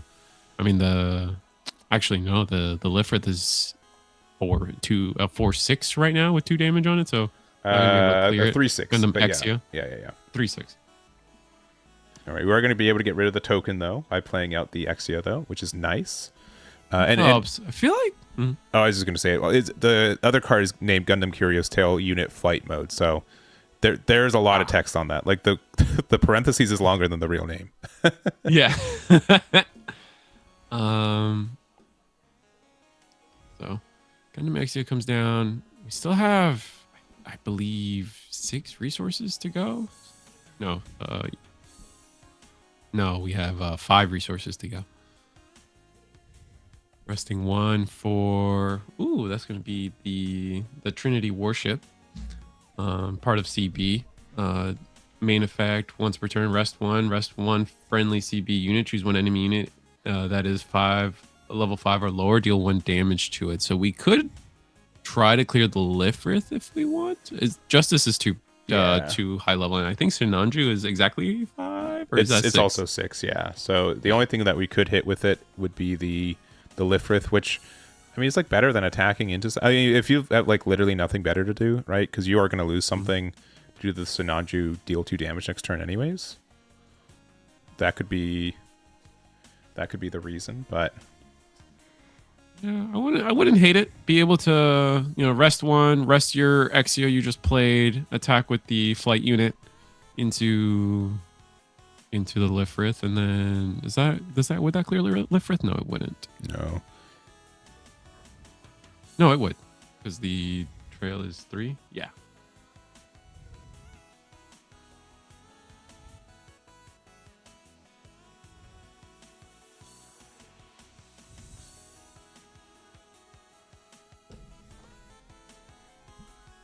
We're just going to go ahead and give up our justice, which I think that is a win for us for the most part. Mm-hmm. Now, what can we do? Kind of giving up most of our plays here. We only have 4 resources left, so maybe, Gundam Throne can come down. Eins, yeah. Eins. I mean, the tough thing is that also, like, we saw the Curios early, right? From a search, but we must not have a pilot to go with it. So we end up getting the Dynamis, which does have some good removal action. Yes. On deploy, you may rest this unit. If you do, choose 1 enemy unit that's level 3 or lower, do 2 damage to it. So we really get that extra damage onto the Lifrith. So currently only at 2 and only surviving thanks to the Soletta. But we are going to play out the rebuild, and this is the LR one. So if we pair anything with it, we will be able to get another command back, which we do get the removal one. We do play full frontal, which is also just a pair. So if we did have another Neo Zeon unit, we'd have that. But we tack into shields. I mean, Cody's like in a good spot though, right? Like clearly they have all this is so comfortable pressure. Just having Sinanju in general is good. Mm-hmm.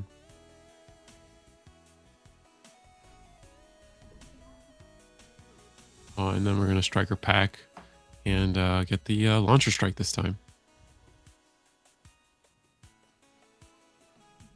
But we're going to have 8 resources on this coming turn, and we still haven't seen any Hallelujah or Alleluia haptisms on board, so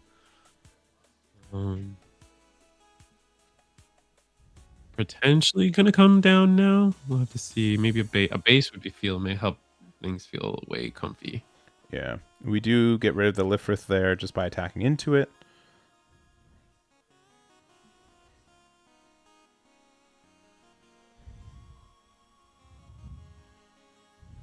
Got 1 open. Again, could be a lot of commands from Cody. Like, unforeseen incident still. One of the best cards in the game by a wide margin.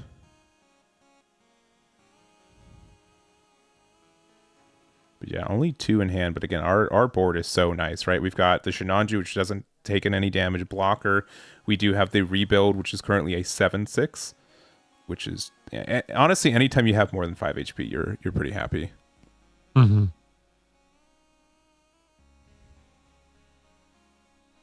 Really having to think this turn. It could just be a bad. Oh, here we go. This is the Gundam Curios with Hallelujah Haptism, specifically the red pilot. Yep. Uh, During your turn, when this unit destroys an enemy unit with battle damage, look at the top card of your deck. If it's a CB card, you may reveal it, add it to your hand. So some good card replacement, keeping your hand healthy. Yeah, and we do have first strike, and we were, I believe, a 7 AP, so the blocker was kind of important for, you know, preventing just an... It's not even a trade, once again. You get rid of their card, you don't take any damage, and you draw from KOing, or destroying, so pretty good there. You're kind of like... Really comfy spot, because you're also sitting on 5 HP with this Curios. Yeah. This is going into, into shields for sure. Hidden nothing. Going to do 2 damage to the Dynamis, likely. Yeah, the one that you can clear. Yeah. We're going to go... This might be into our... If it's shield, Curios. then it's probably... Because currently it's a 5... Currently it's a 5/5. Because the During Link is both players' turns based on things rested, and it counts itself. Yeah. So, I mean, we would survive with 1 HP if we attacked into it. You know, there's also the decision, like, if I do have a Link in hand, I could go for game, but I could be punished for it, so...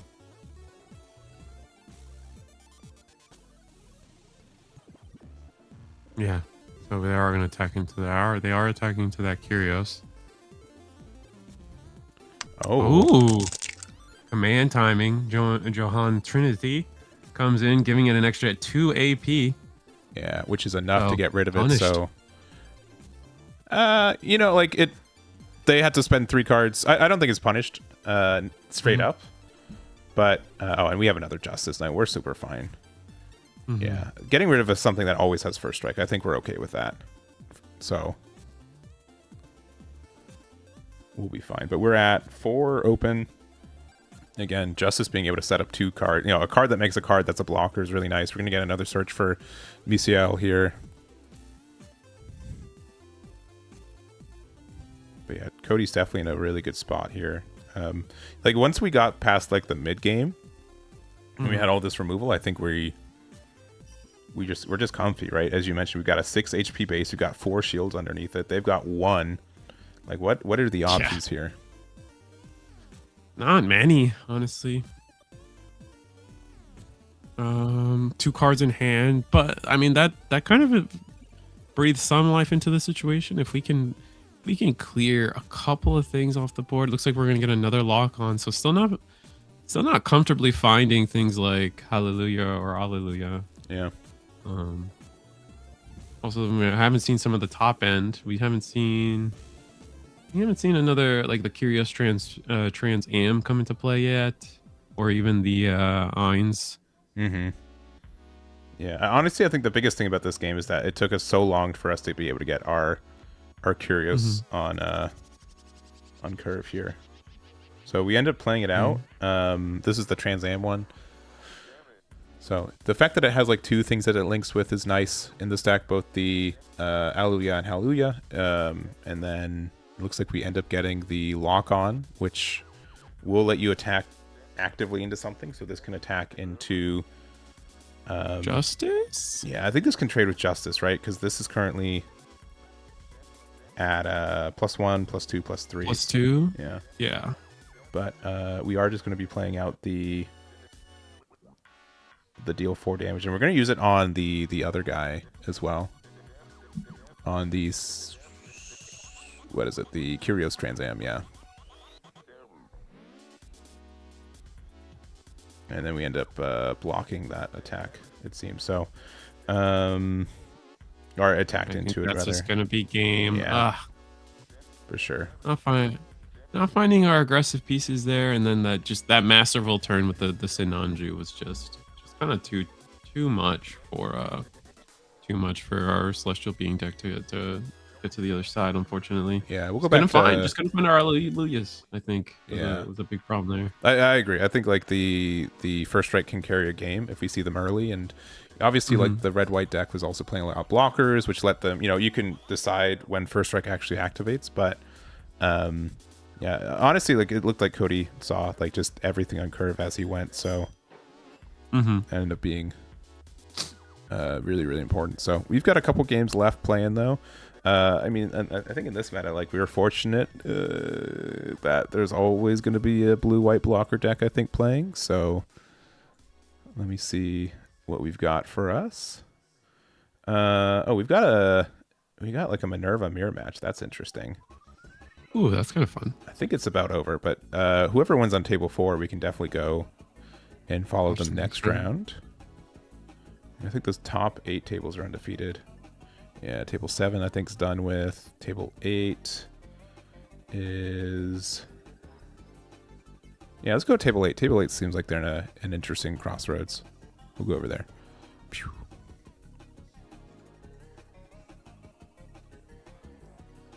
Some type of potentially red clan deck, maybe? Yeah, I'm going to guess like on the left is probably Neo Zeong, if I'm guessing, because it is... We're playing at the Gira Zulus that deal damage, and then on the right, it's a Norn deck.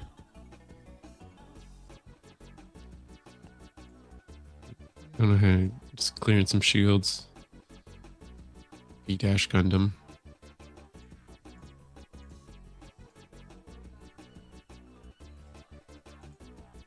Someone's a big fan of planes. What makes you say that? Well, all 10 of the resources are some type of 757 or 737 passenger aircraft. Oh, I did not see that because they're showing that. Okay. Sorry, I was distracted by the Nintendo 64 cup holder that is also right next to me. So. Oh. Yeah. Oh, that's kind of cool. Yeah, it's fun. It's fun. But yeah, you're right. Yeah. All right, looks like we're about 4 shields on the left to about 3 on the right. And this looks like more of the militaire deck that we kind of saw earlier as well. So we do get an Amuro to hand, which is always upsetting. I don't care who you are. But we do have some new spice. Let me try to get this deck here at least pulled up so I have it. Mm-hmm.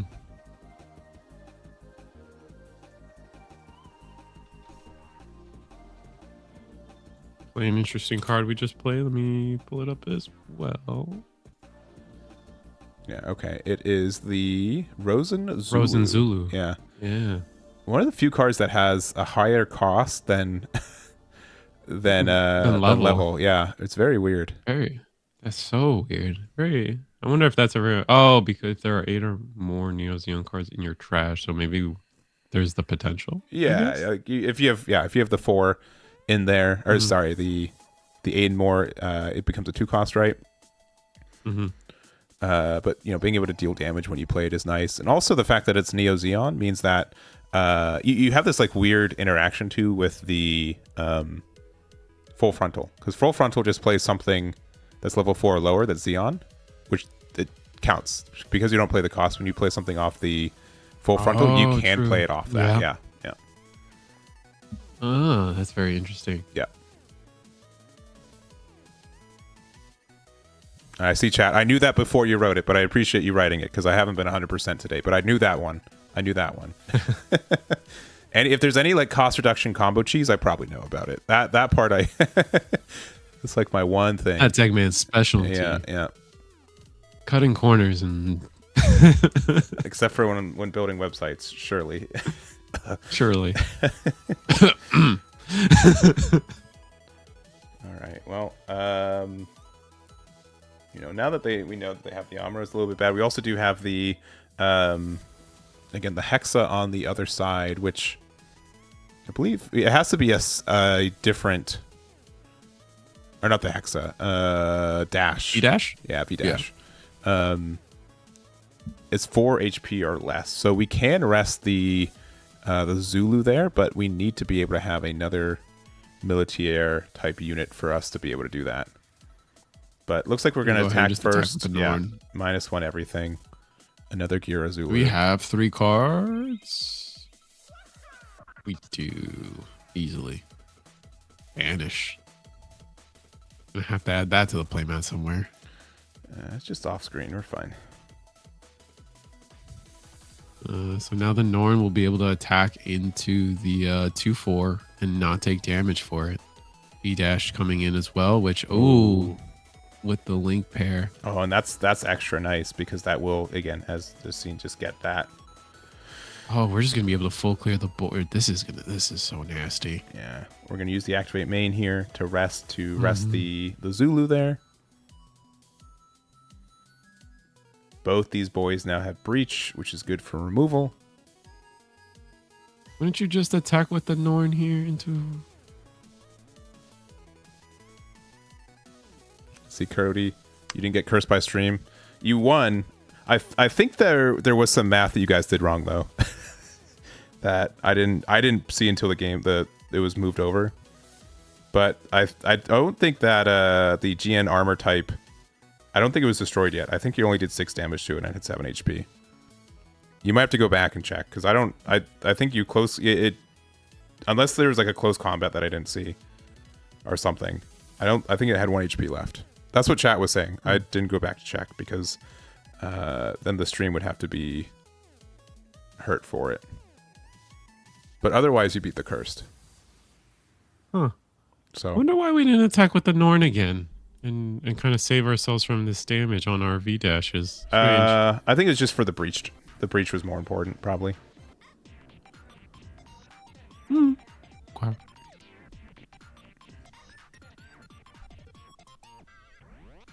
Gonna go ahead and combat orders or Close combat. Yeah.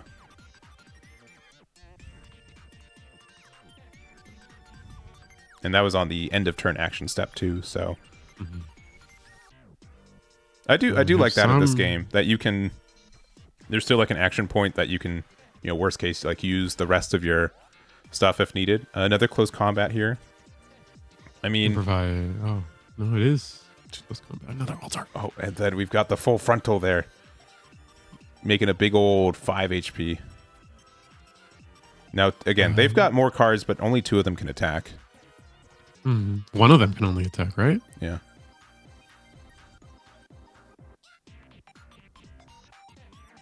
Yeah, well, we attacked with Norn once and got the restand. It couldn't only attack into shields, so I think that's likely. Oh, it can only attack into shields after the restand? No, it can't attack into shields. Sorry.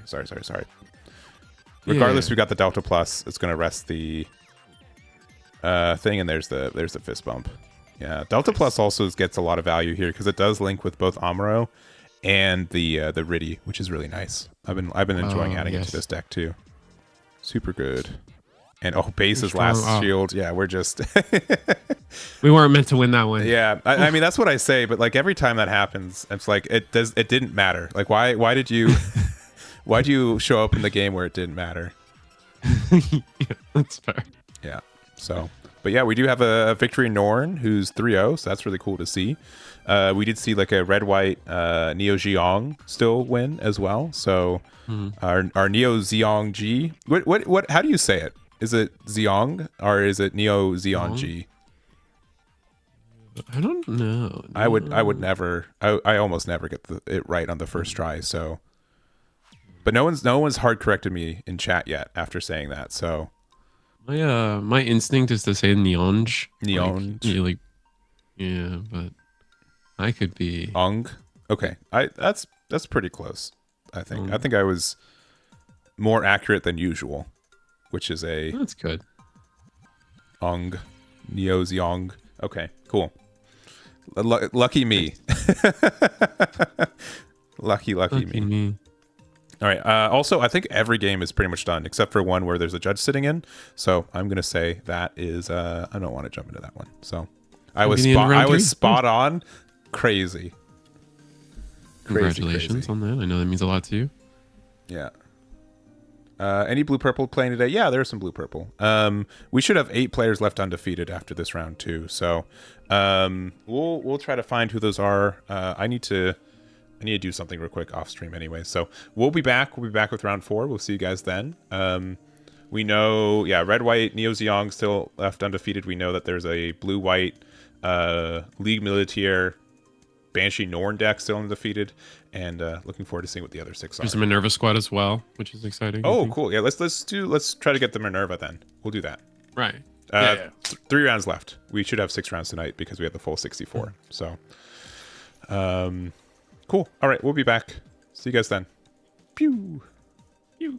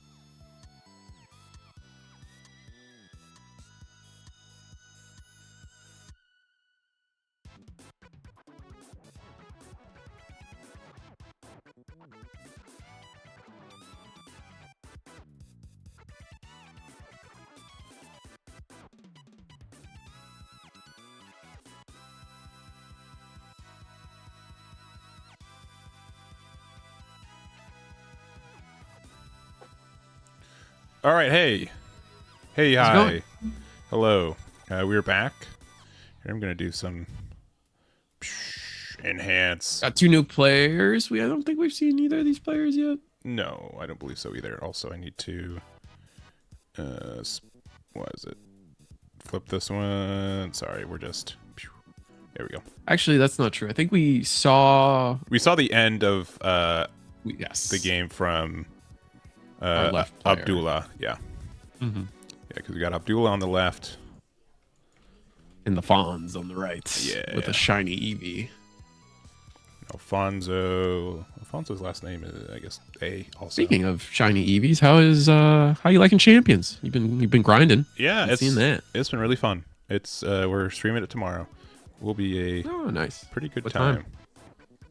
Probably around noon because of aforementioned meeting that I now have tomorrow. Oh, fair enough. It should be good.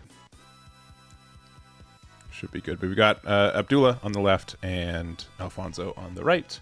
Yeah, we have not seen Alfonso, I don't think really at all. And this is the newer deck that we haven't really seen much of today either. Yeah, I'm gonna be excited to see both of these guys go at it. Both players not having a turn one play, but going into a turn two with overflowing affection. And Let's that's see like if they not too reveal their surprising second for this color. game, right? Mm-hmm. I think it's very clear that white. I personally feel like white's the best color in this game. Ooh, we're gonna see. It is like we said. It's gonna be the Victory Gundam Militaire. Yeah. I mean, I can. Who I think honestly I think Victory Gundam's just still better because there's like non-militaire. So I'm just gonna have that on the left there. That's fair. Also, Digipanda with the 10 gifted subs. Thank you very much. I do appreciate it. Unfortunately, we don't have the alerts for the tournament setup, so bam bam ba-ding ba-ding ba-doom bam bam bam bam bam bam bam bam. I think that was 10. Thank you. Thank you very much. Thank you, Digipanda. Hope you're doing well. Hope that was probably worth more than the actual regular noise. So, but yeah, we do see on the right, it is the Destiny Gundam. There. Oh, wait. I did just hear a zing. Did you guys hear a zing? Did you hear a zing? I heard a zing, but I don't know if they heard a zing. Hear. If you didn't hear a zing, they probably didn't hear a zing, but maybe they heard a zing. But there was a zing. Heard zing. All right, you got a zing for 10. Well, the noises I made was clearly better still. Regardless, thank you very much. Thank you.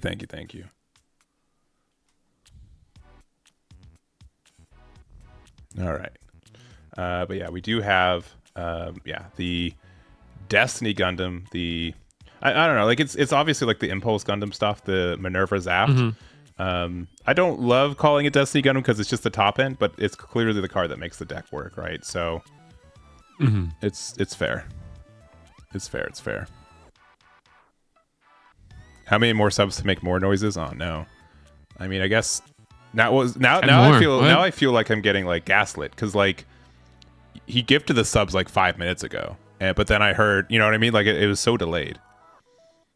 I mean, we could do like a hard, like, okay, if someone gives a sub right now, I'll keep an eye on the timer and we can use science to determine the delay.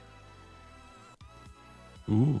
Let's see. Also, a hype train just started this minute, despite after the gifted subs being 2 minutes ago. So, yeah, the Twitch needs to slow down today. I guess it's had a long Monday. It all happens to us. I understand. All right, so we're going a little wide. We got 2 Victory Gundams down with blue Zwart. Not getting the. I don't think this is like the start of the military deck kind of one. Still no parts. We haven't seen the Victory Gundam that actually draws. So kind of on the slower end of things, unfortunately. Let's see. Also, Ison sent the Eggman gift membership. Thank you very much. Thank you. Nice. Giving it to Dylan there. I don't know if YouTube zing noises happen. And also, Zach also showing up. Thank you very much. We'll find out. So you guys did that at like 30, like a little bit over 30 minutes left on the clock. So we'll see if any zings happen. If it's 25 minutes left and there's no zings, let me know.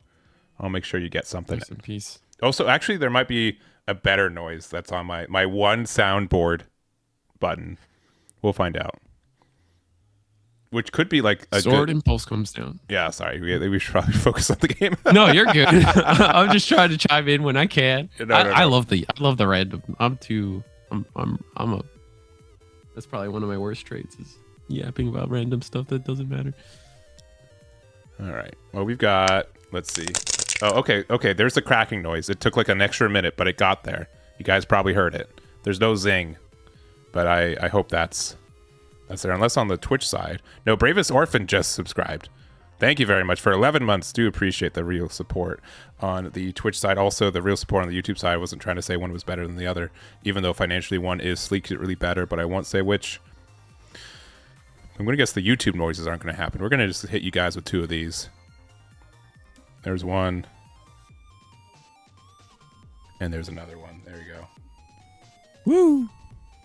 Risu definitely didn't hear him, but I think I don't think I heard them either. I think it's only chat gets to hear that. I'm trying to participate.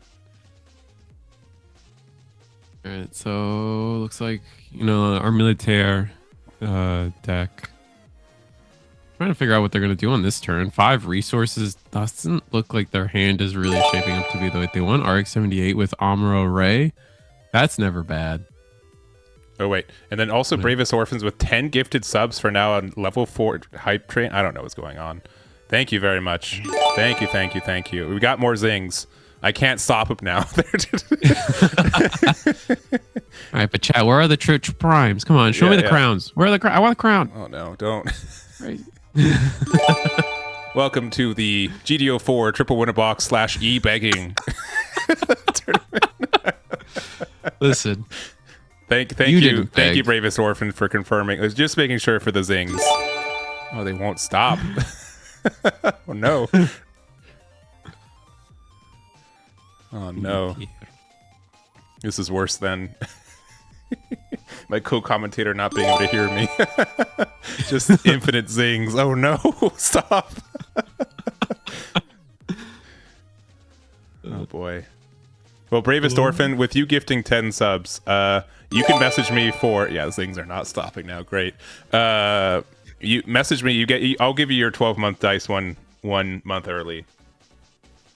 Just message me on Discord. I'll make sure for that. You did rest the Blast Impulse Gundam to attack into it, which is kind of keeping it slow. Not much happening on both sides of the board, honestly. Ooh, RX-70. Oh, wow. Double Amuro Ray to rest.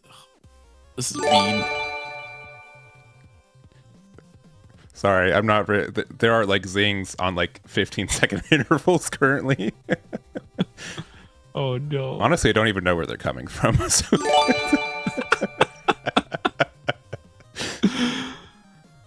I want to get that checked out. Yeah, I don't know. That sounds like that sounds like a one of those like would you rather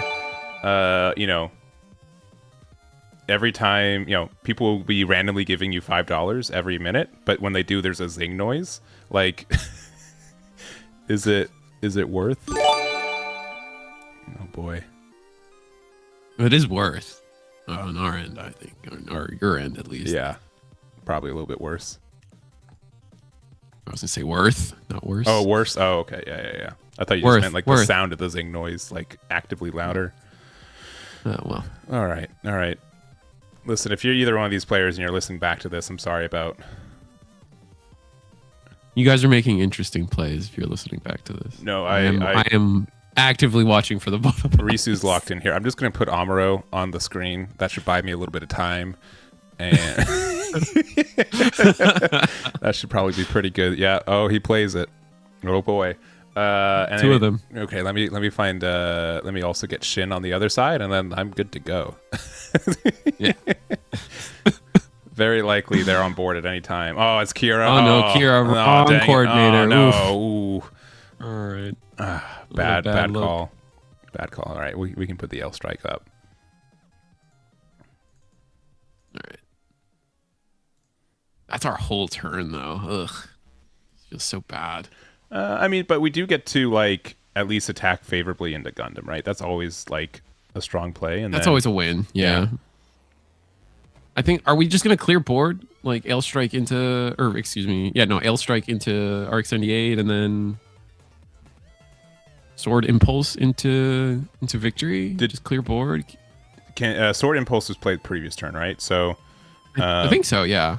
I'd be okay with attacking it into the victory, just because it prevents them from being able to get the on destroy effect because their board is empty. Yeah, I like that. Or just finally clear EX base, but I kind of like going into the victory here. Yeah. It's a trade, but one for one's never bad. Yeah. Especially, I guess, especially since you are the Minerva squad deck, which, in the late game, you are kind of trying to use your trash as a resource anyway. Mm-hmm. So I think in the longevity, you are going to be able to counteract some of the draw that blue is going to be playing by playing your own stuff. Let's see. Also, Bravest Orphan for 5 more gifted subs. So thank you, I was literally just going to say, oh, phew, finally, the zings finally ended. And welcome we back. could still have that happen. I think we could still find a way to get that on the docket. Yeah, no, the zings are back. Thank you very much, Bravest Orphan. 5 more zings. Yeah, well earned.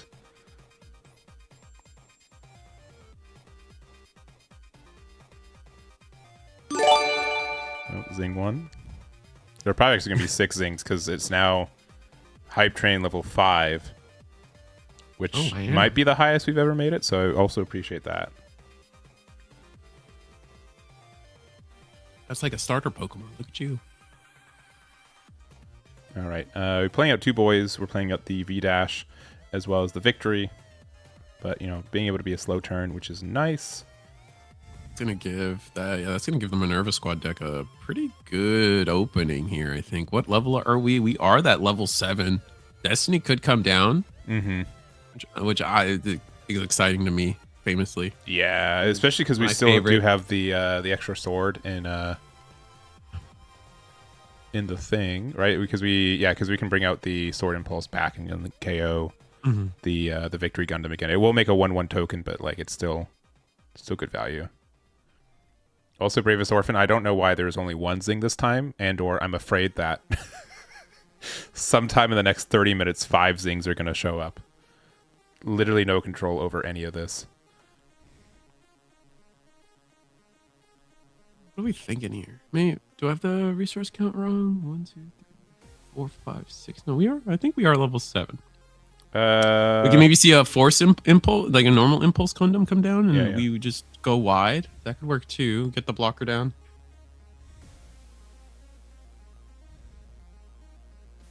Yeah, it looks like we are get the blocker down. Oh, or getting another sword impulse would be really nice. Yeah, clear the Victory Gundam. Looks like for 5. Okay, it's going to be the star deck with the Shin here. So we're going to attack. We're going to be able to get one of our resources back. Looks like we chose the. Looks like we chose the blast impulse. Or maybe even the original impulse. Yeah, but we're just attacking into shields here because there's no like. This is like my only like issue with like the with the Minerva deck. Sometimes it's just like, yeah, you attack 8, but like there's no reason. Like it's a really big number and it's cool, but like it doesn't mean anything. It doesn't really mean that much. Like you're not that like aggressive. Like it's hard to balance between being aggressive and defense. Like 8's just such a number that like it trades with everything, sure, but like it's overkill early game and you'd rather have more HP, right? Yeah, I think especially in a deck where like you kind of, or at least in a deck where the boss monsters kind of want to see multiple turns and kind of want to attack multiple times to recur more value. Having a pilot that's kind of the antithesis of that is kind of tough. Yeah, because that's like as you mentioned, like the Destiny. Yeah, every time you attack, you get to play something from your trash, but likely you're only attacking one with it, because even when it's paired with the Shin, you're still at 5 HP, which even if you don't attack, a pretty easy number to... Yeah, Gundam Amuro still trades with you, so... Uh-oh.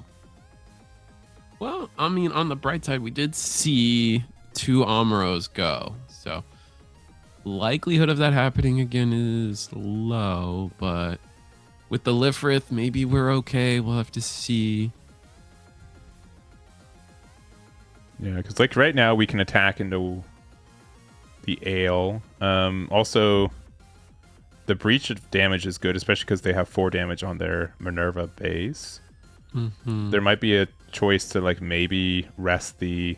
I mean, we can rest the Victory Gundam to rest their Lifrith using the V-Dash.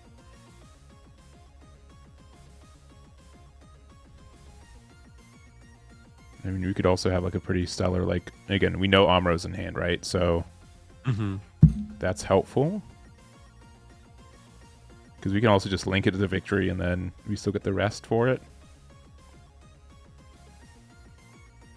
Yeah, Abdullah is still thinking on the play here. Yeah, it's a tough spot. I mean, like, it doesn't look like the game is kind of gone Abdullah's way. Not seeing a lot of the stuff we want to be seeing in the right order. Gonna rest 4 though. Oh, another V-Dash. Okay. And then 3 we're playing more. Okay. So that's nice, but valuing... Okay, yeah, we're gonna rest with that V-Dash. The Victory Gundam here.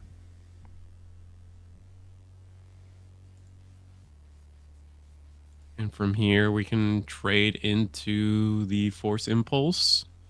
Lose 2 bodies in the process, though. Kind of rough. Yeah. But... Oh, no. Getting rid of the Ale. Yeah, Interesting. because I mean, like the victory, you don't want to destroy it because it does. This one does get the recursion, right? That when it Mm-hmm. gets KO'd or destroyed, you get like the extra thing for it.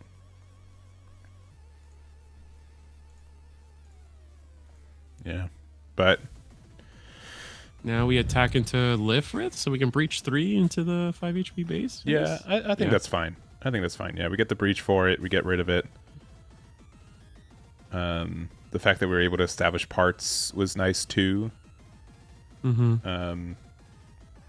It does offer some really good trade opportunities though for Minerva right off the gate. But I think it's the best of what we could do. Yeah, that makes sense.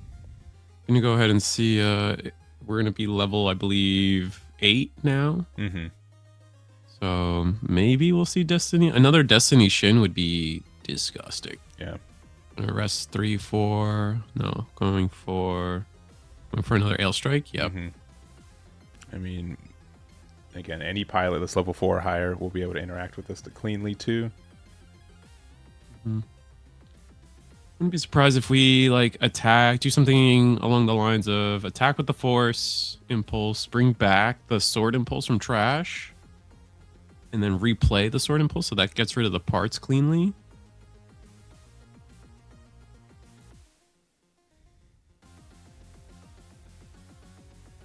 Or we can play Blast Impulse.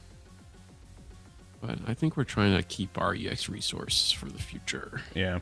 And since, this did survive, Shin will be able to get us another resource. So it might be we have to play something to get our resources up and then attack again. I wouldn't be upset about this hitting Victory Gundam because it only has 3 AP. So we'd still be around with 1 HP.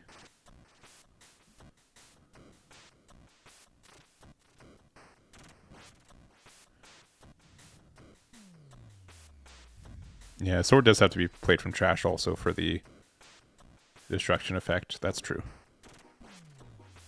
Oh, right. Yeah. All right, we're going into the V dash. Interesting. But that does offer us an opportunity to get something from our trash. So it could also just be a case where we needed a card from our trash anyways, so we needed to get the KO. Mm-hmm. We're gonna get the blocker here. We've got 3 open. If they did it, I missed it, but I believe they untapped their the resource for that anyways. I think they've got about 3 cards left in hand, and they're going to use their EX to play a base there.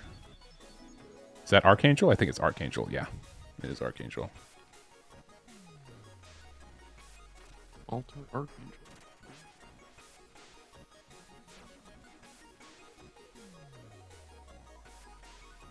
Yeah, I think he did untap. Yeah, I couldn't remember if he had 3 up because it looked like he had 2 up earlier. So I think he did. I just missed it.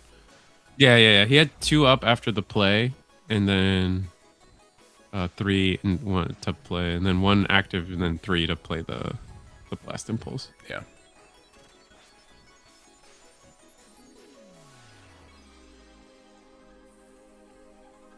Yeah, I haven't seen this art really of Archangel either. So, in case you guys haven't either.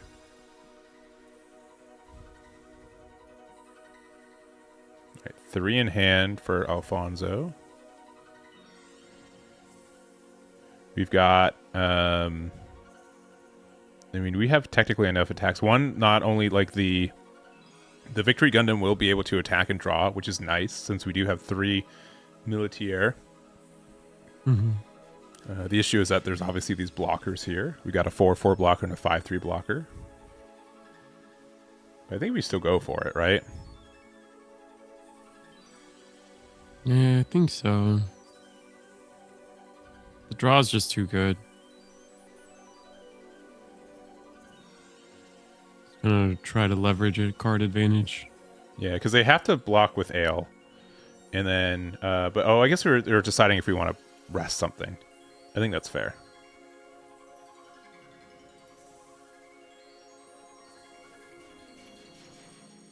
All right, gonna rest the Ale. Now we can attack into it with the V dash. And Breach, if they block with it, they breach.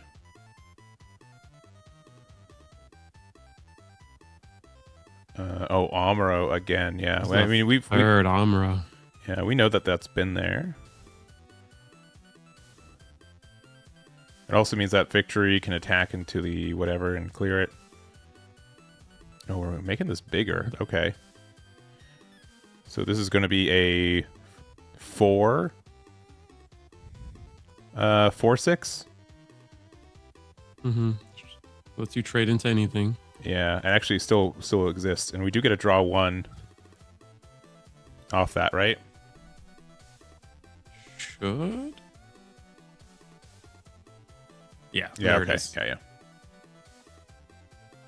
It's not. It's a non. It's a mandatory effect too. So if it wasn't mandatory, I was gonna remind them, but if it wasn't mandatory, it was not.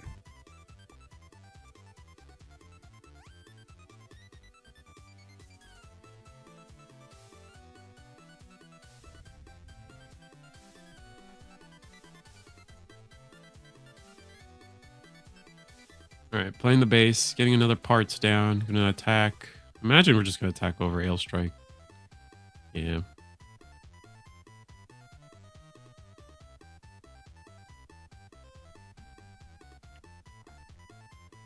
Yeah. Also, big. I know that we've been fooling around a lot too, but I appreciate you guys watching and hanging out today. I think we have over almost 500 people watching concurrently, so that's huge. That's like twice as much as usual. So thank you guys very much for supporting these events and for being out here. Really appreciate it. So honestly, like tonight has been really cool for diversity. There's been a lot of different decks going on. I don't think we've really had. On our first game of the night did have like blue green aggro, so I was like worried. It was just like, oh, cool. But we are going to play out the Sword Strike. If we do have the Kira with it, that will be able to get some really good trades. But does not look like we do. We just pass. Yeah, we just pass. Yeah, that's unfortunate. I mean, I think if we had Kira, we would have played it last turn too, maybe. But this is really good for getting rid of some of these tokens too. Yeah, because if we had the Kira, we would have played it last turn to activate our Ailstrike, bounce kind of anything at the time. Yeah. Well, there's no blockers. They've got some up for, there are ways to use resources on action step a little bit easier in this. Like there is the potential for graceful demeanor, right? Gets rid of 2 level 3s or lower, so which also can just be 2 tokens. Not that I think that's the choice for this one, but can be.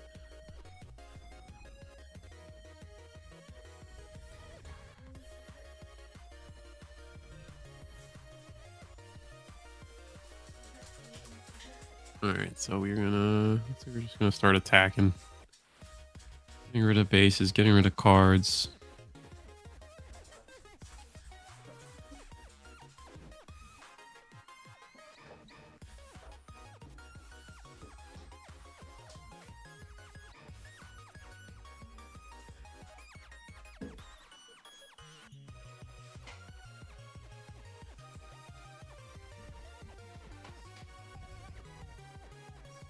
All right. Well, got rid of the Archangel.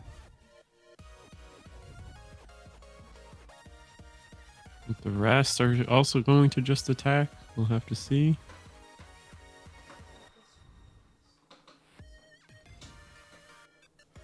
Yeah. Okay. With the dash going down to 3 shields. Rick Dios not doing anything. The other V dash has been on the board for a while. I mean, we can rest and attack into it now.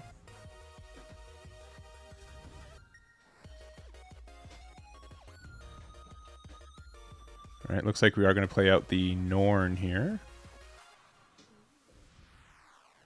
All right. I think we needed to rest something first. Or I guess it actually doesn't matter. It doesn't matter here because this. Okay, we're going to use the Graceful Demeanor here to be able to, get rid of both tokens so they can't just use the rest here. Yeah, see, like, might have been a little bit better. We get the -1 here. I mean, we are still so far ahead, right? It's not like game changing. We also can use the effect of the V dash to rush the other V dash, or just play out literally any militaire card.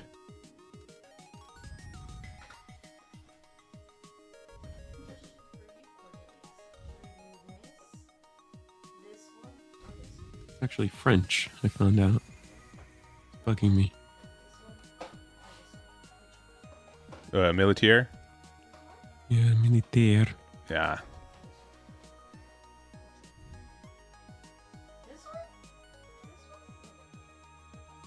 All right. Oh, we're just gonna use Amuro. Fourth copy. Amuro, yeah. Wow. Yeah. Right now it has -1 AP because of the Norn attack. Looks like we're gonna attack into it again. It's only gonna take 2 damage. 1 damage, right? Oh no, it's a 4. Yeah, it's 4. So yeah, reduced by 2. Yeah. Oh, the reverse camera coming in. We're going to, sure, exile 3 more. I mean, we can't attack into anything else, but I guess just keeping it safe. I mean, not that I think there's much going on. There's a show of affection, or overflowing affection, sorry. And then we got 2 left open. And it's going to pass back. We just pass on that, yeah. Yeah, but I don't even know, like, where do we go from here? Like, I mean, there's a lot of damage units. Yeah, I think it's just a little too late. I think we needed to set up a bigger boss monster earlier. Yeah. But here comes Freedom Gundam? Is this another Ale Strike? No.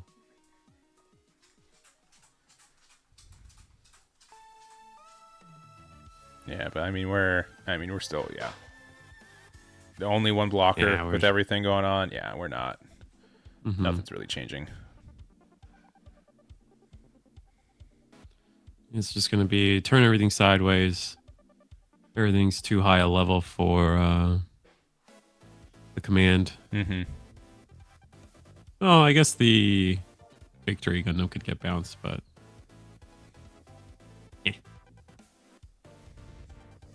yeah, get the block. I guess. I mean, yeah, they're going to get the breach. Yeah, that's going to be game. So Abdullah going currently 4-0 with this Militaire version of or what Norn version of Militaire, I guess. What's the best way to say it? But yeah, a really cool combination. I think the version we saw earlier, I don't think they were playing the Amuro package. He's definitely playing it, and I mean, we see why that card's so good still all the time. Like, it is still the best for resource play. I will say it is the best pilot in the game for sure, and likely best card in the game by a mildly wide margin. So anyways, that's going to be it for that one. We've got a couple minutes left. I think we can go to table 1. Let's see if they're still playing. They are. It's another Minerva squad deck, actually. Yeah, versus, again, Neo Xiong. But this time, the Minerva squad is rather ahead. Actually has the Destiny Gundam down, and it looks like it's been able to attack a few times. And it's got the Turn A Gundam down as well, which I think that's very really unique cool. strategy.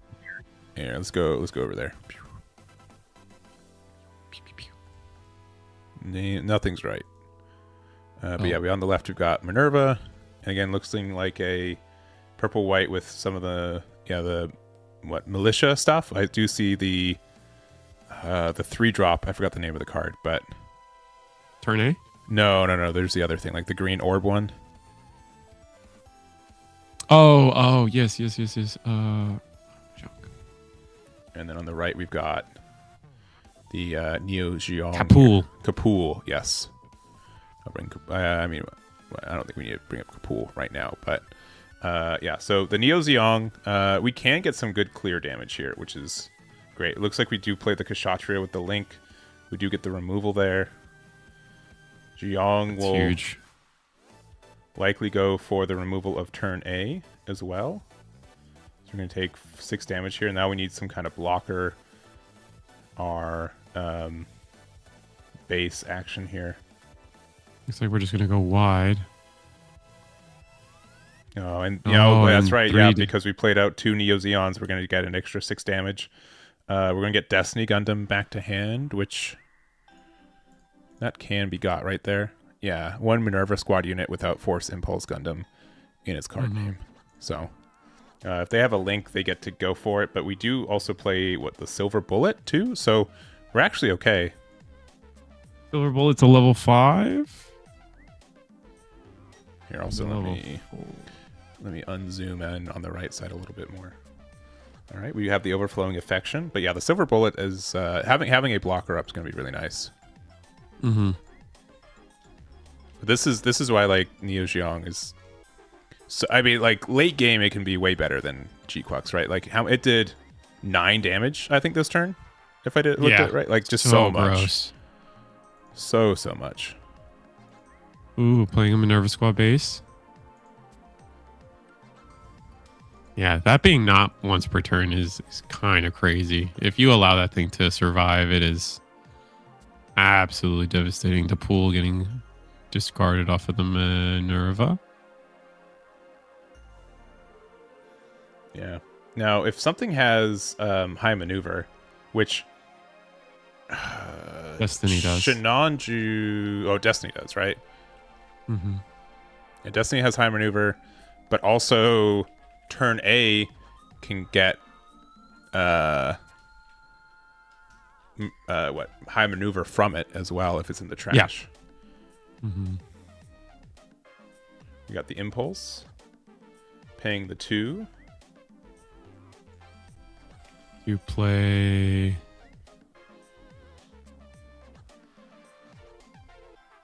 Oh, Sword Impulse to clear 1 body, deal 1 damage. AO for 4, but not. I mean, we don't lose inherently on board. We have 1 shield, a base, and a blocker, so we're okay. But with this hand as full as it is for Michael, it is. You're just every card you play is going to deal damage. Also, we're counting our trash for I think Neo Xeon types. Mm-hmm. For specifically the Zulu card. This card. Yeah. I forget his name. I think it's Zula. Zulu. Zula. Yeah, Zulu. What pinged the Sword Impulse? The Gira Zulu that it killed. It had an on KO to deal 1. Yeah. So this is going to deal essentially 4 damage. Choose one enemy unit, deal 1 damage to it. If it's repair, deal 3, but it's also Neo Xeon, so you do get the full clear there. And then, assuming nothing crazy in the shields, this is the last one. Not a base. Yeah, that's going to be the GG. And we did still have Kshatriya with Marita just in case, so which also would clear the Sword Impulse after the Neo Xeon effect. So this deck definitely looks crazy. Like once they get setting up, like they can just clear boards and swing the tempo way back on their side. If you're allowed to pass the turn with cards in hand and the Xiong on the board, that was gross. That was so much damage. Like you said, we walked into that game and I was like, man, Destiny Gundam has all the momentum on this set. They have so many units on board. They've got 0 shields. What's Michael gonna do? And what he did was just get rid of every card on the board. Like, that's crazy. That's crazy how, ping heavy that deck can be. If you play Neo Xiong, even with its out being prepared, you're still probably not gonna lose it. It's so hard to remove, right? Right. Such a big body. It's a boss monster. Yeah. So really, really cool to see that deck. I haven't seen as much of it. I've seen it like theoried, but I haven't seen a good deck of it in practice yet. So it's cool to see that today for sure. Very cool. So we've got 4 players left undefeated though. We've got 2 more rounds tonight. And let me see who they are. We got Michael, who we just saw. We saw previously Abdullah, who was playing the blue-white build. We've got Cody, who we saw earlier. And then we also have Colby, who is on. It's probably going to be the deck we watch next round because we haven't seen it, and it's something we haven't seen today. So we'll likely do that. But we're at the end of the round. We're going to take a quick break. We'll be back with round number 5. We'll see likely Colby's game, but wrapping up to be a really fun one. Yeah, no, definitely. Cool. So we'll be right back, and we'll see you guys in round number 5. See you guys then. Be right back. You guys then.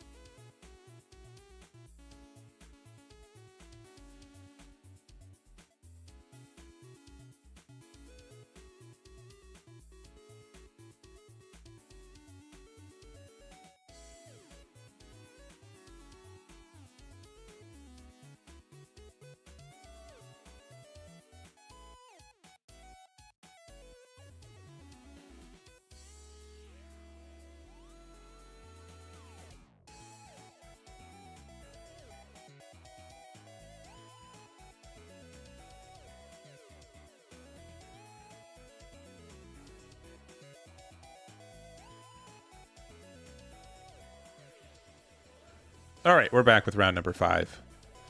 We've got Abdullah, who we saw last round, and they'll be playing against Colby, who we haven't seen today. Let me also... There we go. Yeah, looks good. All right, all right, all right. So we know what Abdullah is playing from last round. I'm not going to say it until it's super obvious, but we'll get there together. And then again, Colby playing something new might not be the right word. You guys will figure out pretty quickly what they're playing, and I think why they're playing it, and why maybe their setup is maybe a hint. We'll find out together. Big hint. Medium-sized hint.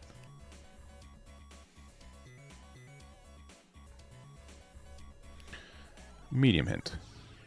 Medium hint. All right. Overflowing affection, keeping it simple, keeping it easy. We were on a white deck. Nothing from our opponent turn 1. It's often, I don't feel like, unless you're playing an aggro deck, turn 1s aren't the most. Even then in aggro decks, turn 1 isn't often that you play something. Yeah. And we've got, overflowing affection into discarding Kira, so we know that they're playing white cards. There's probably going to be a Lifrith or a flat next turn. Pretty early. We're showing that we're a blue deck on the Abdullah side. Playing out the blue Zawart. I just want to call it that. I hope I can call it that. I hope you guys are okay with me calling that. I've been calling that other card purple Roselle for a long time. Sure. No one's questioned on me, so I'll probably be fine then. Yeah, you'll be fine.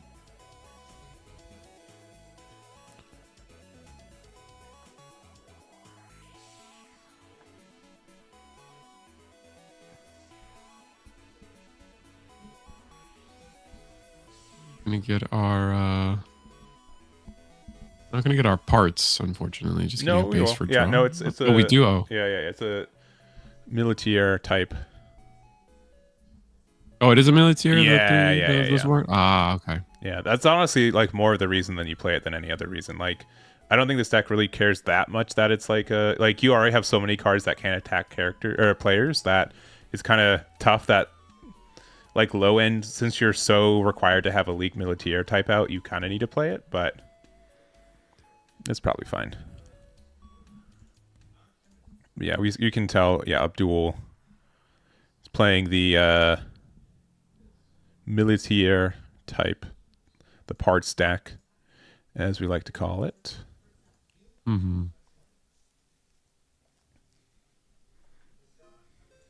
All right, level 4. We have to start playing something on level 4. I feel you got. I guess it's still kind of calm. Only one attack coming in. Not super worried, but you do have to progress the board state somehow and go for shields. So start attempting to pressure shield would be nice. Yeah.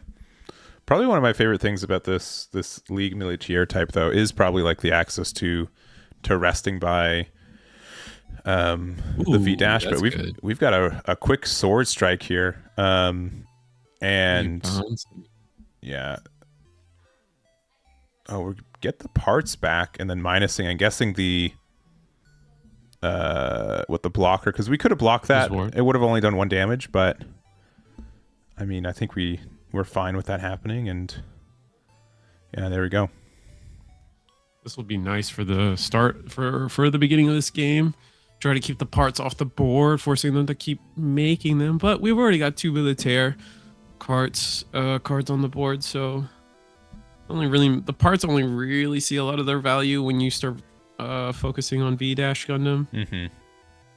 Yeah, I think that's honestly like the best way to use it. Like there is the pilot that gives all the tokens plus 1 AP. Like that can be good for trading into things. But I think honestly, like the parts being able to attack for 1 sometimes happens. I think the bigger thing is literally being able to get like the resting. So playing at another base, so might be the reason why we're so okay with losing the first one.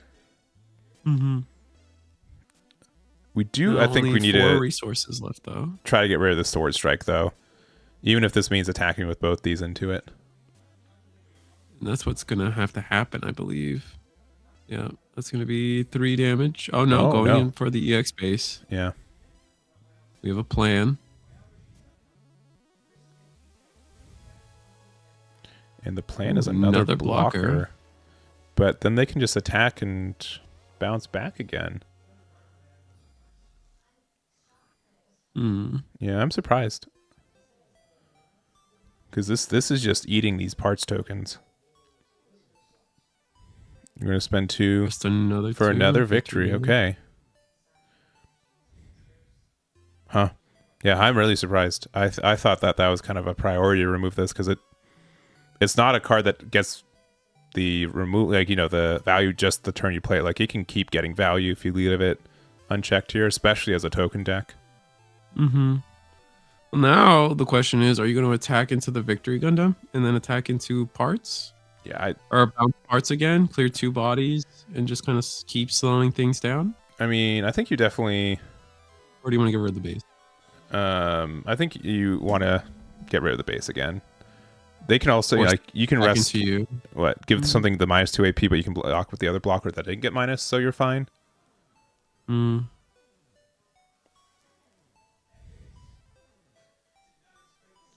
to figure out how we're going to do it then. Yeah.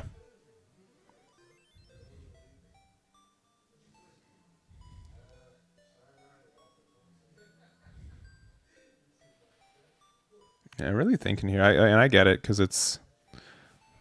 Again, I was not expecting... You know, Kobe likely was also not expecting that the sword strike was still hanging out. So we have this weird thing. If we attack into the Victory Gundam, they're just going to play another parts token, and that trades pretty easily into something that we've got. I think I like your idea. I think you just attack base, bounce the parts, and worst case for us, they have to attack into us. Yeah, I think what I'd want to do is, okay, bouncing that back, sure. Blocking with the one that didn't get the reduction, sure. So we have 3 damage on it. We also could have like bounced the blocker, diminished the other blocker, and attacked into the base. So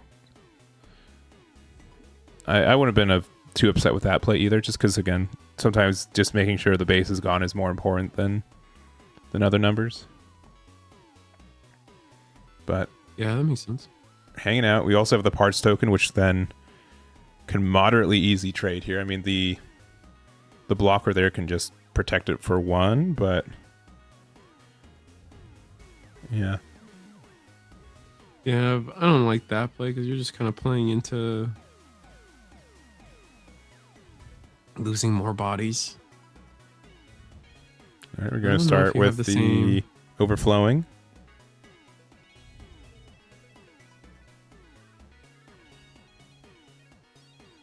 Turn's about to be about the same strength as last turn, I feel.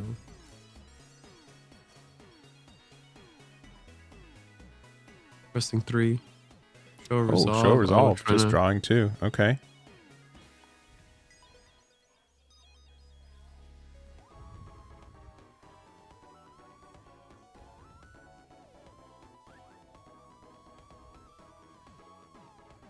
Yeah, I think we have to attack with this because unfortunately, if they just block with the Zawart, they get the value too. Oh, okay. That gets removed. We get a 1/1 token. Now we just have a 1/1 token that can attack into the sword. Yeah. Okay. Yeah. Makes it simple. I like it. Yeah. I think there might have been some better sequencing there. Because I think we could have let the Rick Dios survive there. I think we just let the victory lose to it, because then otherwise we still have the Dios. But that's going to be it for Abdullah here. Honestly, we still haven't really seen what Colby's playing, right? We've only seen the Cura package, which, you know, there could be a Freedom deck for it, but... Could be a Minerva deck. It really could still be a Minerva deck, 100%. There's so many things it could be. It could be a Norn deck. It could be a into Freedom blockers. Yeah. Could be like a Unicorn, like we saw, like the Unicorn Awaken, like super blocker heavy control decks too.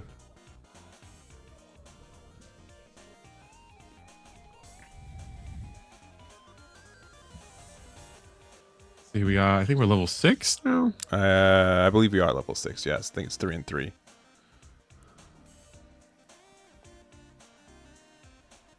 Or Hail Strike? No, we're going to reveal the deck. So this actually is a wing deck. So it's been a while, but we do see him still hanging out here. Obviously, wing was kind of like the first blocker control deck that got, I'd say, like wide success, right? Like blue white always has been like a good color combination, but I think wing the first 2 sets of the game was just better. And but now we get the ramp, so we went from 6 resources all the way up to 7 resources. 0 can stop by. This Death Scythe has first strike 2, so if they block, they just get removed for free. And next turn they're at 8, and they do play out the base there as well. Oh man, that's gonna be tough. Knowing that next turn a wing 0 could potentially come down. Yeah.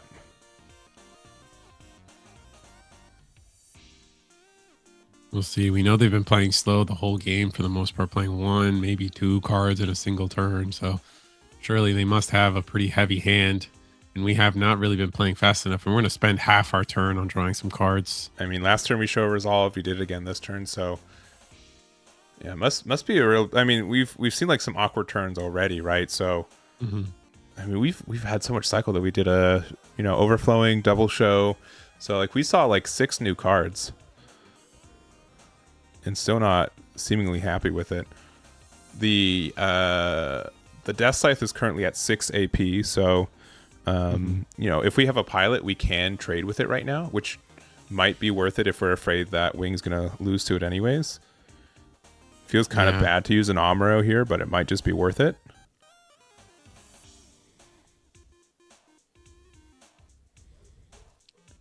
Really trying to see. I think I think at this point the fear of Wing Zero is kind of stalling us from trying to do something.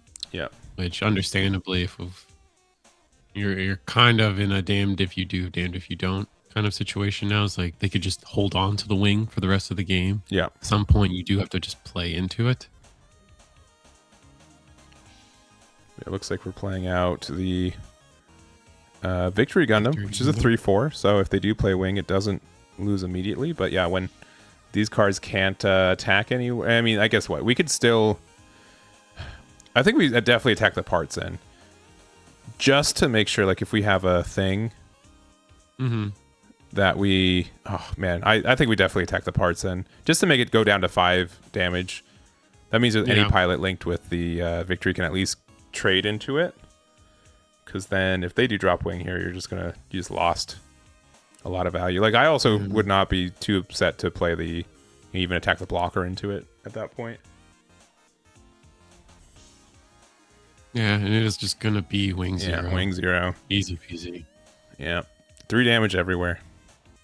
And now you just lost out on 4 damage that could have been on that Death Scythe. Kind of brutal. Yeah, and I think that would have been really nice. Gonna attack into shield. Doesn't help us. It's gonna be a Victory Gundam. Mm-hmm. Yeah, but there's that's a our world whole where turn. we just said. So that's helpful. But yeah, we're really behind now. Like imagine even if like Victory Gundam could just attack in a Death Scythe and get rid of it right now, right? You'd feel a lot better. But it still has the full 6 HP right now. Yeah, I think we needed to put our opponent on, because this is a thing about. I think it's been often said that the way, like blue gains advantage through drawing cards, right? The way green, especially Wing Zero, gains advantage is by their one card essentially getting rid of multiple cards. That's essentially their draw 2. If their Wing Zero can get rid of 2 or 3 of your cards, that's their version of a draw 2. Yeah. And so if you just kind of deny them that and make the Wing Zero a little worse, you do still have that potential of outdrawing or out resourcing their Wing Zero deck. So I think that's a long way of saying you're just kind of right in the sense that, the Wing Zero, like there's just probably the best situation would have been to just attack into the Hell Scythe. Now, there was like a little bit of a decision, like at the same time, like we had Victory, so you need to have 2 other League Militaire things, right? So it's not like strictly worse, right? If they didn't have Wing, you would have gotten the free draw, which is really nice, right? So I can see like why they're like, okay, if they have it, they have it. I need the draw a little bit more desperately. Now, it's kind of weird to say that because again, they've drawn at least 6 extra cards at this point, so it's the fact that they haven't seen the cards they need is unlikely, right? Like it's gone to the point where it's kind of unlikely that they haven't found things to use. But I mean, it could definitely be true. I mean, just like Show Resolve into 2 copies of, or overflowing into 2 copies of Show Resolve, or every time I play Show Resolve, it draws me another one. Like almost every time, it's maddening. So I do get it.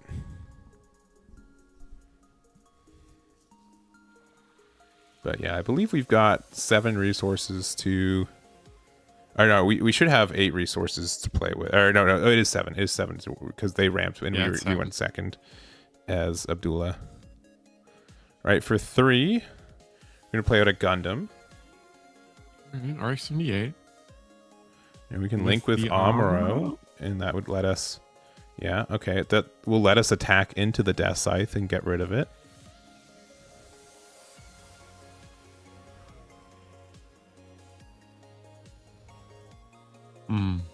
We've got 2 resources open. It looks like we're playing 2. Okay.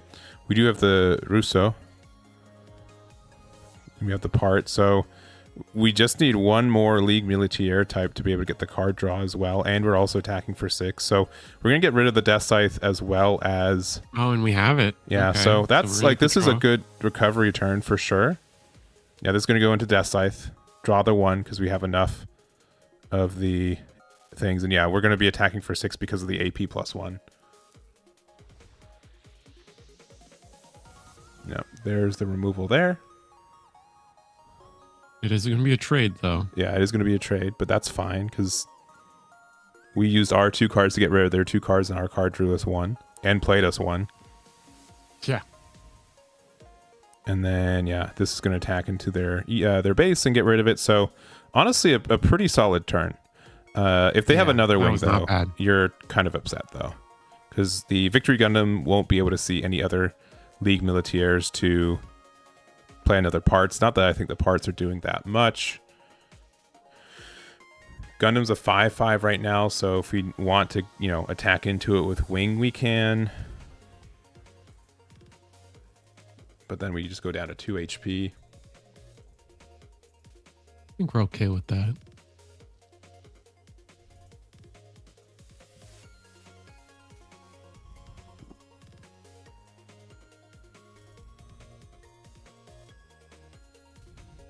There's 1 round after this one, correct? 1 round after this one. We debating? We must not have another wing 0. Yeah. I feel like this is a pretty easy wing 0 turn. Yeah, if I had one, I'd definitely play it here. You just have the potential to get rid of so much. Yeah, because we could try to race them, right? I think Abdullah only has 3 shields left, and they've used 2 of their bases, right? And I would imagine this deck is probably just playing 4 of the 1 and then nothing else, right? Yeah. So forcing them to attack into us might be slightly better value. Yeah, I'm just not sure. And it looks like Kobe's got a pretty wide hand too. So there could be a lot of options there. I don't mind attacking into shields if you think you could race. But attacking the Gundam is it's taking 5 damage instead of 6. Yeah. Which means that parts can't just easy trade afterwards too. Definitely options. I feel like that wing. No, that's 7. Yeah. All right. Ooh, there's freedom. the freedom. 5, actually. Yeah, with the. Oh, Kira, that just kind of maths out. Kind of nice for us, I think. Yeah. So we're going to have that attack into the Gundam. So it's reducing by 4. So this is only going to be doing 1 damage to it, which is great. Mm-hmm. And then we can attack wing and put them down to 2. Yeah, this looks like, I mean, we did see a Rick Diaz here, but almost just someone re-sleeved up all their GD01 cards. Pilot, that's huge. Was it the, it was Russo, right? Russo, yeah. Uso.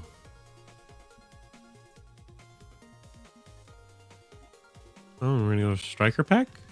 Yeah, striker pack. Yeah, what, a 4-2? Probably the 2-4. Yeah, 2-4.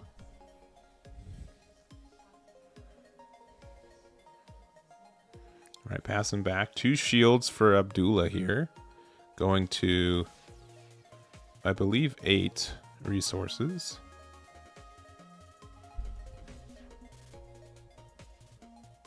Is that 4 damage on the thing, or are we just representing that we have? It's just 1.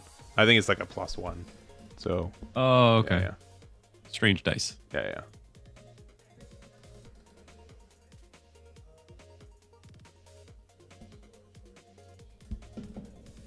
I was just making sure. It looked for a second like Abdullah added 2 resources, but yeah, I think they should be at 8 because Kobe was at 9 because they got the ramp.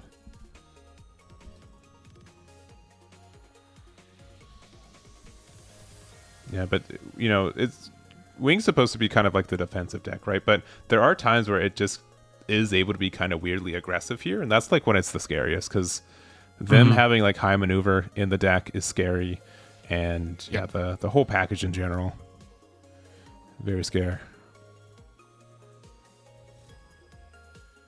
Very scared, much afraid.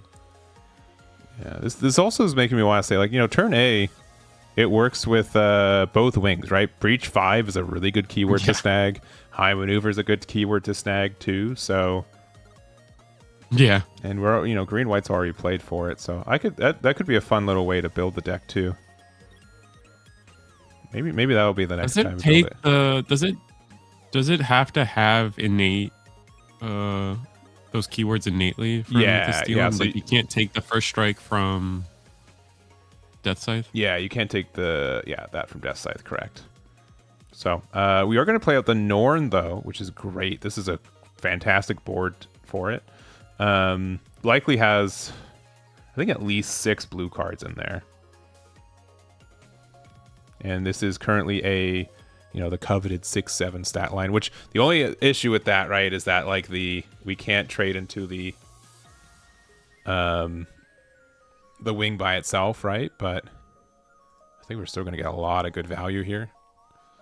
This might be something where we attack into shields first, and then if we have enough cards to help supply it, we will be able to get like the additional -1. So this is very strong here. Another sword strike.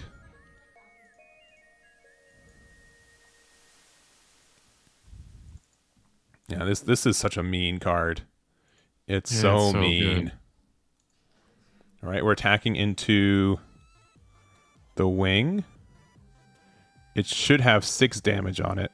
Real quick. Wait.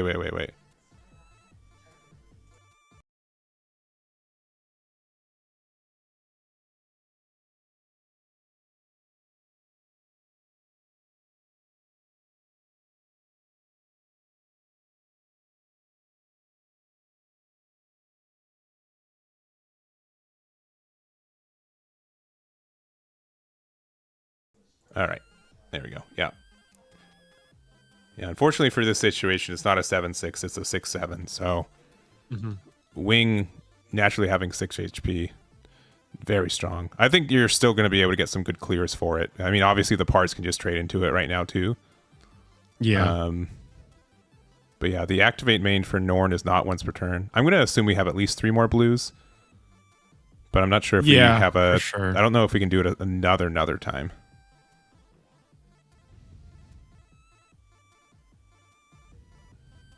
And again, it's a -2 AP across the board, so the blocker doesn't have anything. The wing is currently a 3/7, or sorry, a 3/1 right now, and the freedom is currently what I think a 4/6. Yeah. Yeah.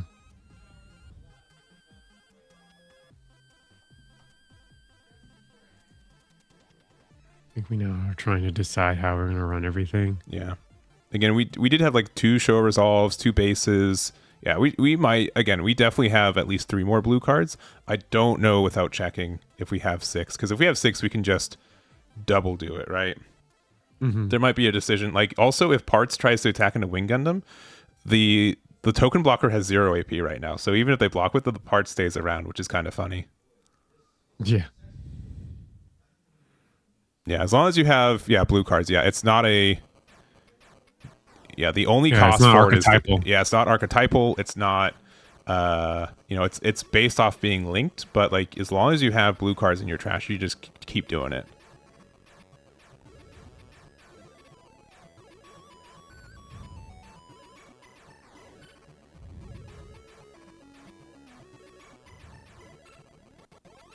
All right, looks like we're going to play 2. All right. We're going to end up playing out the... I don't know if I... Oh, there it is. This is the Gun Easy. Choose one of your active League military units and one enemy units to level 3 or lower and rest them. So we can use it to, I suppose, rest the blocker. We're going to restand by 3. We're just going to attack into the parts. Okay, I can see like why this is a decision. Yeah, now we get rid of that for sure.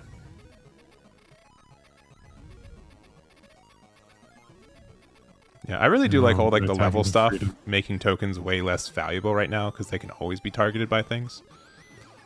Yeah. Do we have another 3? We do have another 3. Okay. Yeah, so this is... I think this is reduced by 4, so I think this is only doing 2 damage to us.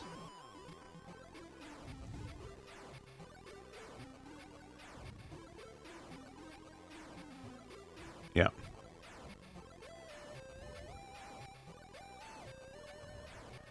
Yeah, I was not a fan of us blocking the Victory Gundam there. It wasn't blocking, it was rested with the easy. Oh. Yeah. I think asking how many blue cards we have left. We have 4. Okay, we're super good. I think at this point we're likely okay. Just keep it rested. Only 4 in hand. But you know that can be a big decider if this shows up next turn. Yeah.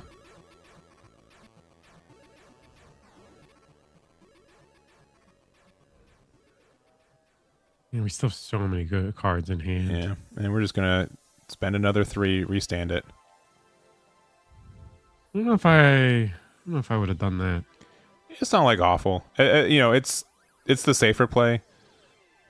I think it's fine. And then if another weak 0 comes down, you know there's going to be 2 more blue cards in there. Yeah. But yeah, this just really I think like this shows more than anything else I've really seen. Like just how like the fact that this Banshee was able to get rid of a paired wing 0. Oh no, unpaired wing 0 and a paired, you know, freedom kind of by itself, right? Huge. Big huge. So, we do see another wing. This is going to get rid of these 2. It will bring us back a token. And actually, it won't get rid of it. Yeah, since they both are destroyed. Yeah. Yeah. At the same time, right? There won't be one on the field. Because it activates in the trash, and both of them will be in the trash at that point. I think they're about to ask. Yeah. I'm sure it's a judge call. We'll make sure the judge. I don't believe they get that.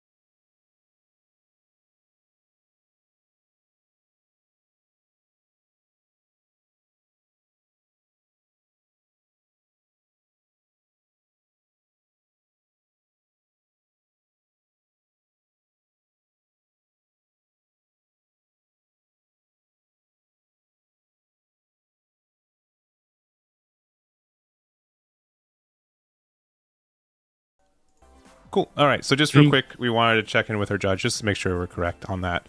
Since this is a new set, there's new rulings, right? So since both those hit the trash at the same time, you're not able to use the effect because it doesn't see a League Militaire. Now, if there was another one on the board that survived, you could get the token, but not in this case. But you also put 2 more blue cards, so you'd have 3 in there too, which is kind of funny. Yeah, and I think because of just like sure hand advantage, I think we're just looking pretty good on the blue-white side of things. But that's not to say we can't kind of win this race. We are at 4 shields to 2, so if we respond by going wide enough, we should. I think we're looking okay. Yeah.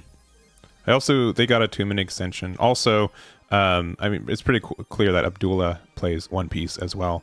One Piece is kind of a little bit more interesting because you get to kind of choose the order of when things get destroyed, which you also get to do in this game. But the issue is that, you know, the fact that they're both in the trash at the same time when it resolves the effect, that's what's more important for it.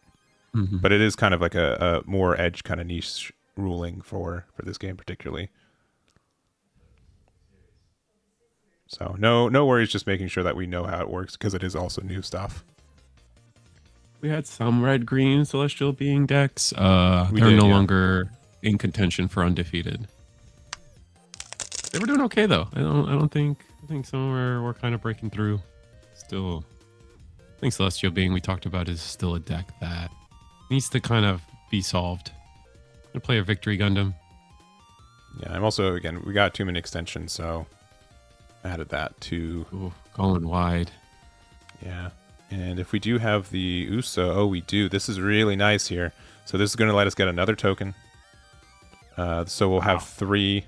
So this is going to offer us a draw, which is really nice. Yeah, we're just seeing everything in this late game. Yeah. I mean, but, you know, we just because we spent a lot of turns early drawing cards, Wing doesn't put that much pressure. Obviously put some pressure, right? We're down to 2 shields, but I think we're kind of okay, yeah, to do this attack here. Put them down to 2. There's a Wing from the star deck. We're going to use the 3 that we have in there now to restand it. So we're safe again. And a pretty menacing board. Like, we can kind of go for... I mean, we can't straight go for game, but now they feel pressured to attack into our Victory Gundam now. We'll see. I think Wing Gundam can potentially just play a blocker board again. Mm-hmm. Obviously, I think Wing 0 is out of contention. I think we played this Wing 0 one turn too late. We probably drew it. Yeah. I think there was an earlier turn. I think we played Wing 0 and then we played the Freedom Gundam. That one, and if that was another Wing instead of a Freedom, I think we'd be looking at a completely different situation here, unfortunately. Yeah.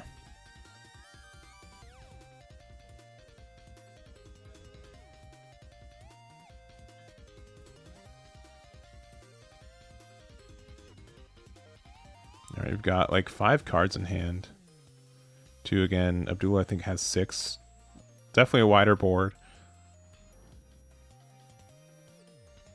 And again, you kind of feel pressure to attack into this victory. Because again, if we don't get rid of it, it's just going to offer more card draw. The fact that, you know, 3 attacks could be game next turn's huge. But then you're putting 2 more blue cards into their trash and you feel bad about it. Yeah. All right, so we're attacking with it. Again, I'm going to say likely into the victory. Yeah. Get rid of it. We're taking 5 damage here, so we're 2 HP currently.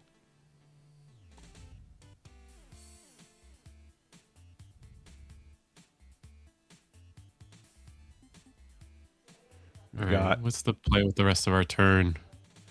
Big 10 resources, so looks like we are going to play out the Ale Strike. Ooh, Ale Pilot to bounce? I don't think so. No, Wing Gundam. All right, we got our EX marker. Woo! And then the Sword Strike. All right, just going wide, and we don't lose on this board right now. Yeah. So hoping for no pilot. Yeah, and technically I think Or we should have an Link EX resource. Yeah, okay, there it is. Yeah, about to do it, yeah. Again, the good thing with, well, at least like the, I don't know if good's necessary, but you know, with most things being like not optional, being mandatory, you can't really you can't just like get rule sharked on something. Yeah, it's a little bit more particular on the cases where you can be. Though I do find this game has more cases of like accepted game state, just because sometimes the AP or HP of some cards aren't as clear at times. Yeah. But only 1 blocker, which means that, I mean, we can rest it with V-dash. And if we honestly we just need a link. Sure. I think what's going to happen here is we're going to V-dash the parts, attack, rest the... I think I would rest the Wing Gundam. No, we'll see. Looks like we're just going straight into shields. Another Wing. Okay, we don't have to be afraid. I think that's either the 3rd or 4th copy of it. Yeah, that is the 3rd copy. Yeah. Now we can attack V-dash into Ale and get the breach damage. And if we have 1 more link, we're good to go.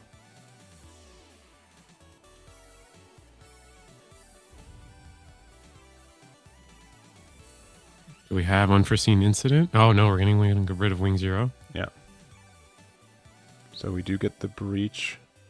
We take 4 damage. It's another ale, and then as long as we have a big enough link, right? Because I mean, they could have an unforeseen. So as long as we have something 4 or more AP. Okay, that has a little bit more than 4. And that's gonna be it. That's nuts. That is tough. So Abdullah takes it with this Banshee Militaire. We had our last Wing Zero and Hero in hand. That's crazy. That's really funny. But yeah, just showing off the power of Norn. What a crazy. I'm surprised we didn't hero our Ale Strike to get rid of the parts. Yeah, I'm surprised too. Like, yeah, we didn't need to Amuro there, right? As long as I'm reading it right, is it strictly level 4 or lower, or is it? Yeah, it's 4 less HP, so you're fine, anyways, right? Mm-hmm. So, all right, well. That's it for round 5. We went right to the end. So we got one more finals. We're going to see Abdullah in the finals there versus the winner of either Michael or Cody. Michael ended up winning that one. Again, Michael and Cody, 2 of the strongest Gundam players that I personally know. So unfortunately, we weren't able to see their matchup, but I was really happy to see that one. Able to show off Wing in this current format.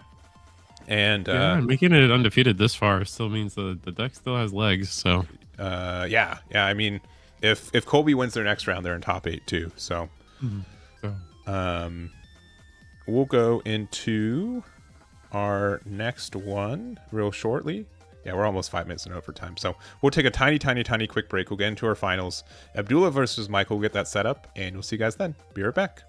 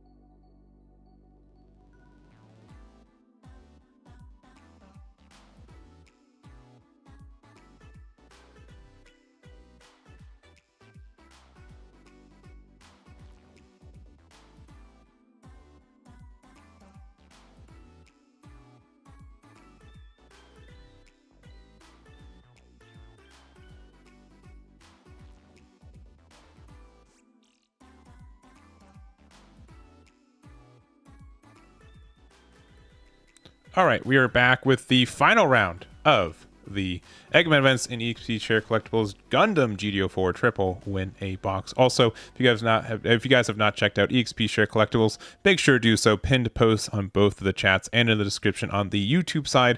They've got a lot of good products for any of the Bandai card games, the collectibles.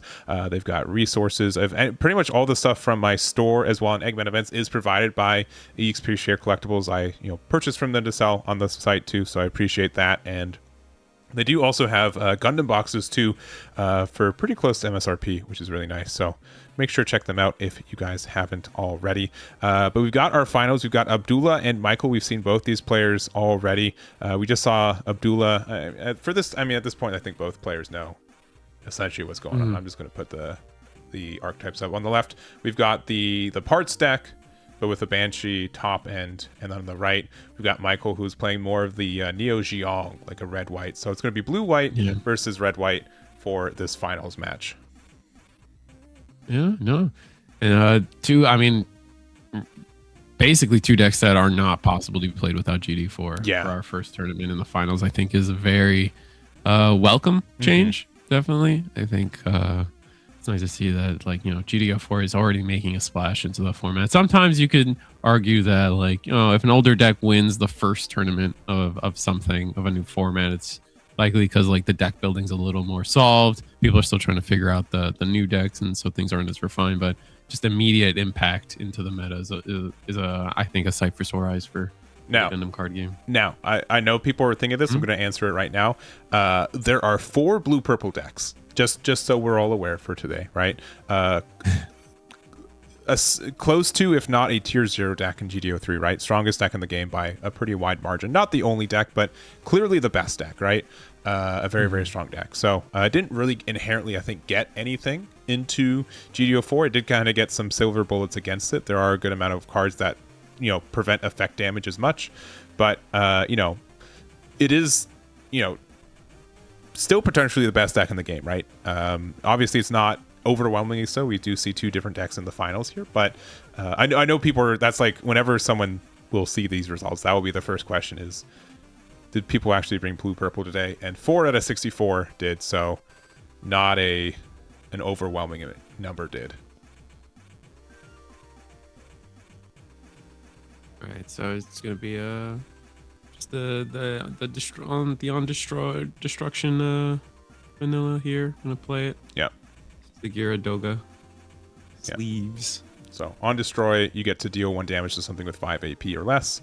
Actually, is it 5 AP or is it level 5 or lower? Eggman should probably bring that up, huh? Might be level 5 or lower. I'll bring it up for y'all. It is 5 or lower AP. Ah, interesting.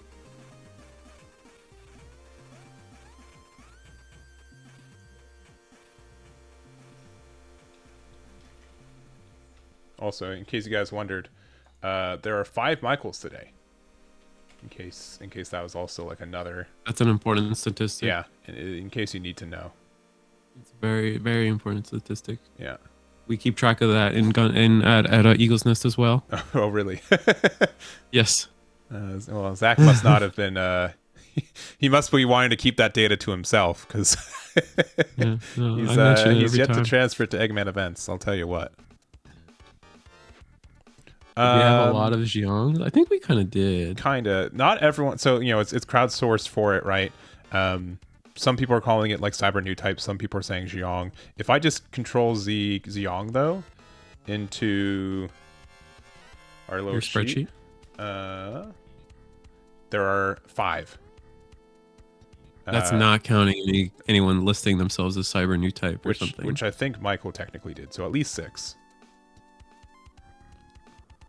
Wow, that's a heavy amount. Yeah, I'd say. I guess 64 players tonight. Not just south of 10% of the player base. Yeah. All right. We ended up using the event here, the Graceful Demeanor, to return to hand. Not that we're too upset about it. So we just play out our Vanilla Kshatriya, which can still bully just a little bit. No bully.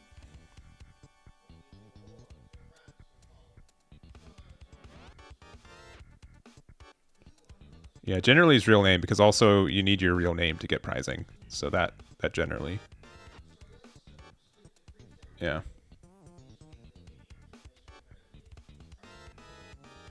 I mean, if you want to use like a different name, like as long as I get your real name for shipping, because if I can't send the package with a name on it.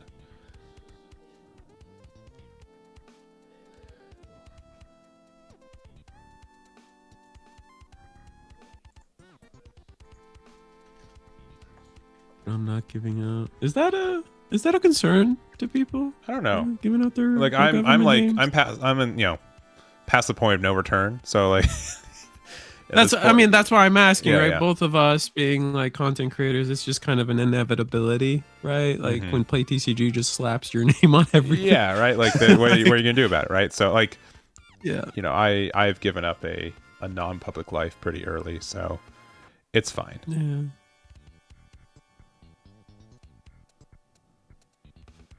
But yeah, it looks like Duel is really, I don't want to say like floundering, but nothing really on this early turns. Not playing out any units early. We play out our base, but we don't have a a Militaire Legion or a League Militaire card out, so we don't get the parts token. We're gonna play out the Silver Bullet, and we got 2 open, so I think this is gonna play out the Gira again. Yeah, there it is. We've decided to finally go wide. Or the Doga. Red Yeah. side. Yeah. Finally deciding to go wide here in response to our blue deck here, just kind of sitting back and drawing cards. We saw how valuable the early just card draw from blue white coming in handy against the Wing Zero deck. So won't be too shocked if we see some more of the same. But in response to that, we really do have to we need to see the pace picked up a little bit from red white to try to get a win here. But I think like at the other point though, Banshee can just reset value. We've seen it before. It can really clear a board as long as you have enough cards in the trash. But the biggest thing is that we're not putting a lot of cards in trash right now, right? We only have the 1 blue card from the Show of Resolve. Looks like we are going to play out the V-Dash with the Russo. And we play out the parts here. We can use it to rest the Silver Bullet, which would be nice to then rest the blocker and attack into it. So these are all good things, right? This is a good counter here. So we're currently a 6/6 into their 4/4. We're going into the Kshatriya. Interesting. Yeah, I wouldn't have expected that, but the Breach 3 kicking in here. Yeah. Kind of nice. We're at 3. But now we can easily clear that too by the Doga being able to just like deal. No, they're at 6 AP. They can't trade with it because it's 1/2 Doga's more. 2 damage. You're at Yeah, it's too healthy there. We're gonna drop the top 8 tomorrow in Eggman events. They'll be out tomorrow.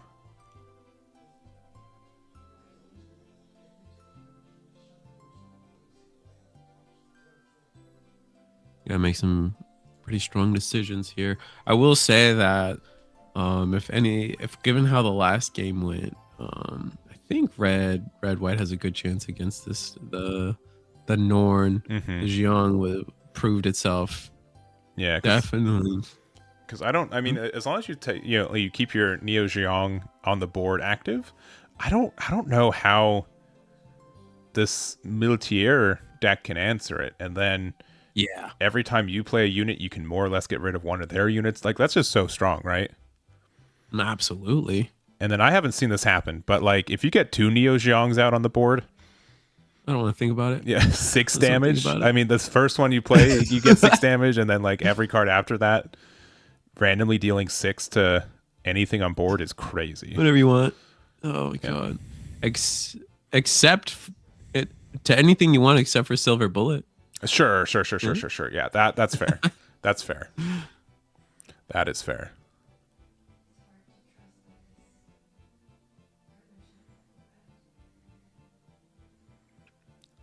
So like I get like the top down view with how the webcams are set. I mean, I guess we could do if it both of them would be having to just kind of be how it is on Discord.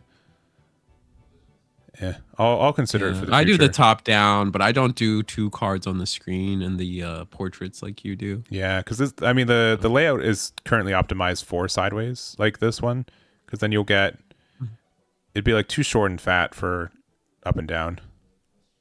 Yeah.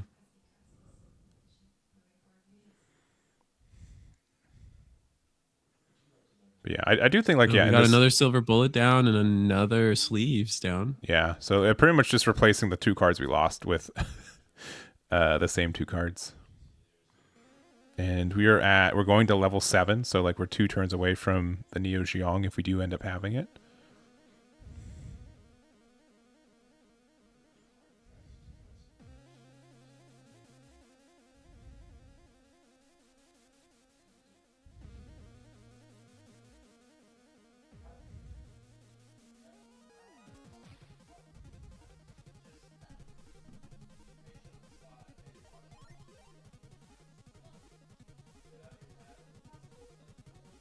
Red white looking okay right now, but we've seen it go south pretty quickly. Resting 1, maybe another base. Yeah, wow. So consistently seeing bases from our militaire deck. Resting another 2. Victory Gundam? Mayhaps. See some questions about if the militaire deck is bricked. I don't think so. I think we play at our pace. Yeah. And we also we have 3 parts on the board, so that's, I mean, it's neat, don't get me wrong, but generally speaking, the parts don't really do. Yeah, it's only at some point they're just kind of flooding our board and not really progressing it. I do wish that if ever I wished that there was a token with alt arts, wish it was parts. The fact that it's only legs. Yeah. Let down, you know. Yeah, I mean that just gives us more opportunities in the future to have like the, alternate art token parts. Yeah. Yeah. Oh, fair.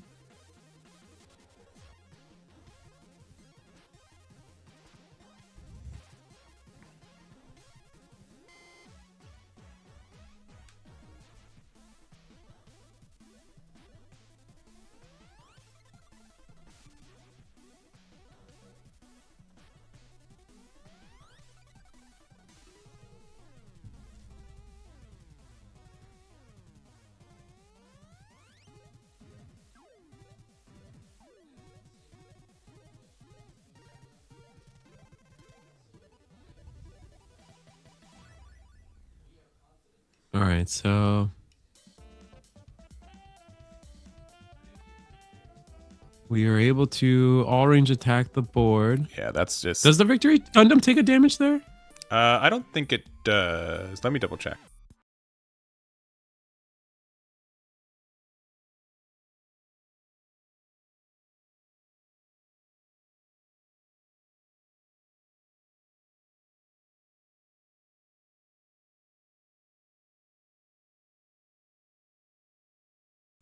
All right, yep. All right, just want to make sure. Yeah, it's honestly that's just for me because I forgot that Victory Gundam doesn't link with anything. I thought it was currently linked. Oh, does it not? Oh. No, that was more the mistake. I know it's everything but link things, but I'll blame the new cards. I just knew this was the pilot for the other Victory Gundam. It's literally every other card named Victory Gundam links with this card. So all right, good talk. Yeah. So that's okay. I'll ask the dumb questions so you in chat don't have to. It's okay. Yeah. Man, the man of the people. All right, so the board's looking good, but we're just not getting. I want to see us get a little aggressive with the red-white deck here. I really wouldn't. We need to get this shield count down. Yeah.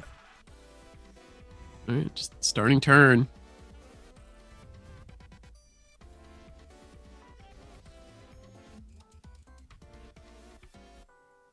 okay, like every other, like, I mean, what? Victory Gundam is not like exclusive. Well, you guys know what I mean, right? Please.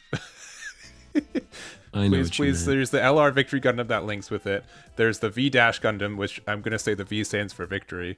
So yeah, every other. And then the draw one, right? That we mentioned that one. Good. And then there's yeah, this, oh, and Hexa, yeah, which also links with it. So that's the other one. If I search in victory, the path to victory or defeat shows up. It's not a Gundam though, so Age device also shows up. Oh wait, no, that's only if you type in Vic. Which is yeah. My laziness. No. You need the full Tory. All right. Well. But if you sort by card type and type in victory, you get the other cards as well. Sure. It's very nice. Sure. All right. Looks like we're gonna discard the blue Zwart. I'm just gonna full commit to saying that. Yep. Don't blame you. I think everyone would be a-okay with that. With me calling specifically the Zolot League Militaire. Zolot? Actually, it's probably Zolot. It's so close to Zwart, right? Zolot. Yeah. So close. It's so far.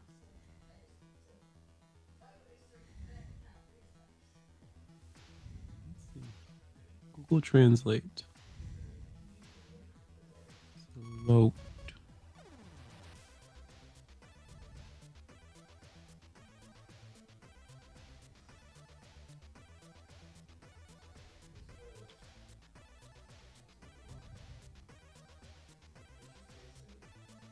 All right, we're gonna play. Maybe it's just the Japanese. Okay, sorry. Yeah, we're gonna play with the Amuro. Just gonna get the rest on the Kshatriya. And we could pressure it and then maybe ask for the bullet to block, I guess. Which we'd be fine with? Yeah. No. I think we're fine with losing the Kshatriya. Because now they can't attack. Especially since it's a 2-for-1. Yeah.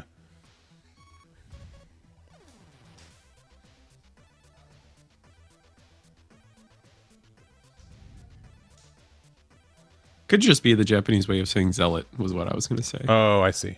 I understand.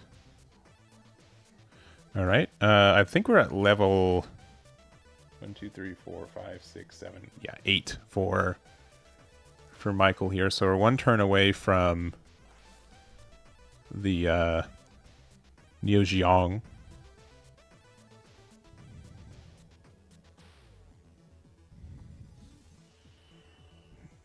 Michael thinking here for tapping the 4. Gonna be another Kshatriya. Another Did we have the Kshatriya. Marita this time? Yeah, Marita would be nice. It just looks like we're paying the 2 for a Lifrith, and then playing a 2 for another Lifrith. So deciding to just not knock on the door at all. Yeah. Interesting. Yeah. Oh, were we at 9? Actually, no. We were at 8. Yeah. Okay, we're good. Yeah. All right, back to 4-2-2. Abdullah here. I think we're just trying to set up a beautiful Xiong turn, maybe? Yeah. I mean, if they don't do anything, like, you can just attack with every card and win the game next turn, too. So, Fair. that's kind of scary.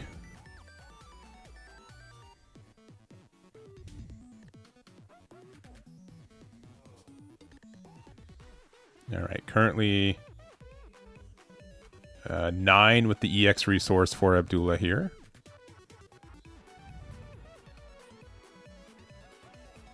Yeah, I mean, yeah, it's really just like if you don't have another Amuro or you don't have a victory dash, like you're just gonna have like a really unfortunate turn next turn. Like this is like presenting so much pressure. Because like even if they play Norn out, like nothing can rest anything here. Like you can get some like fun like you attack restand, but like it doesn't really do anything. Norn would have to be like the turn after like they attack and go in. We haven't really gotten that much draw this game from... I think we did a show resolve. I don't think we've ever drawn from a victory Gundam this game.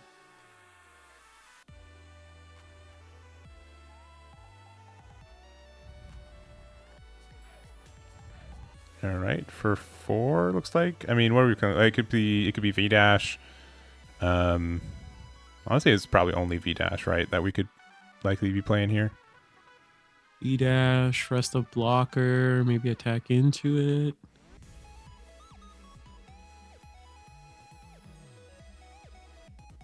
I think 3 cards in hand from Michael though, so really got to play this right. Not a lot of room for error, I feel. There's the V dash. Yeah, so that can be strong for, again, resting something here. V dash specifically resting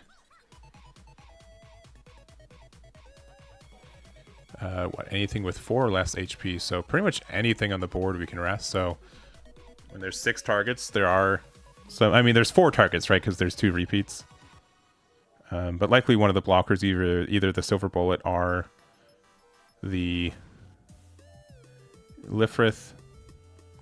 We probably want to rest the... I mean, we kind of want to bully the Kshatriya once again, too. So looks like we are going to be using the V-dash effect. Resting the parts token to, again, yeah, rest the Kshatriya. There we go. And now we're going to see if there's any pressure for it. So attacking the regular victory into it. Block with Lifrith. Yeah, that will offer a trade to play out 1 parts token.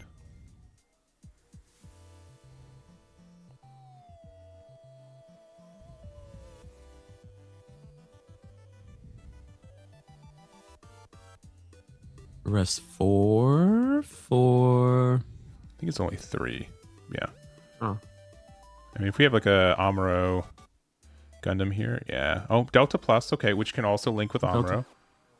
And also the Ridhi here. So we are currently, I think we're a 5/6 with repair 1.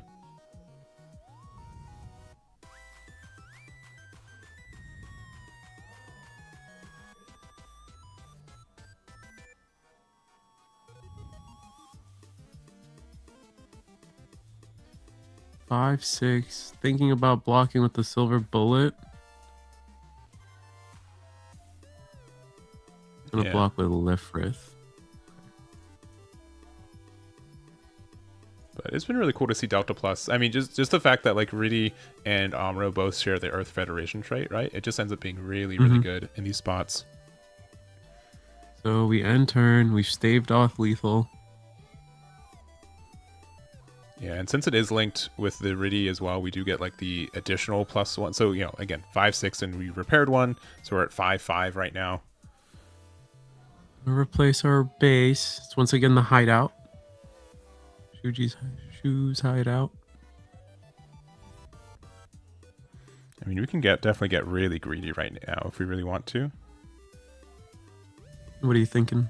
I mean, we could just push them down to as much as we want to, right? But the other thing is that once we go wide on the board, you know, it's very scary that they can start resting our stuff. Also, if we don't get rid of V-Dash Gundam, it can also offer like another rested unit for Norn to attack into. So just a lot going on. Looks like we're just going to start, though, maybe with the Silver Bullet can not, like, you know, it's either do we get rid of their base or do we get rid of the Delta Plus currently.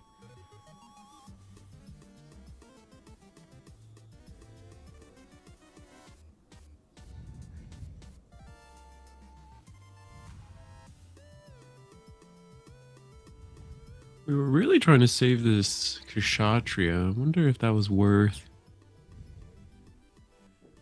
Yeah. I mean, if we have a Merida now, right? Process. I think we still use it. Merida here would be really nice. It would also let us like deal damage to Delta Plus, so our Silver Bullet could trade into it. Clear the parts, which is nice too. Yeah. And if we do have the Xiong, we can attack the 2/3 into the Delta Plus. Right. All right, we're gonna do. All right. 5. Yeah, it's at 1 HP right now. Oh, interesting. The Xiong. The Xiong, yeah. Do what you said. Yep. Yeah. Though I am kind of, again, I think if we attacked with one of the Giras, this would have been the same numbers, I think. Because we attack for 2, do 3 damage to it, and then the extra, like, yeah, I think we that just lost connection. No, no, wow, no, that was crazy. just big think, yeah. Yeah, I don't know if we needed to trade the silver bullet there. I think we could have used the Zulu. Oh, I see what you're saying. Yeah, because we could do 2 damage to it. It'd be at 3 HP. It would die. We can use the ping damage to get rid of the parts, and then the Xiong would get rid of it too. And then we keep our silver bullet. Yeah, we keep the silver bullet, yeah. Looks like we're going into Swing. shields, though. Get rid of a Gundam there. Attacking to shields once again. Going down to 3, giving them a Riddy. That is kind of sad to see. Ah, it's so bad for us. Yeah.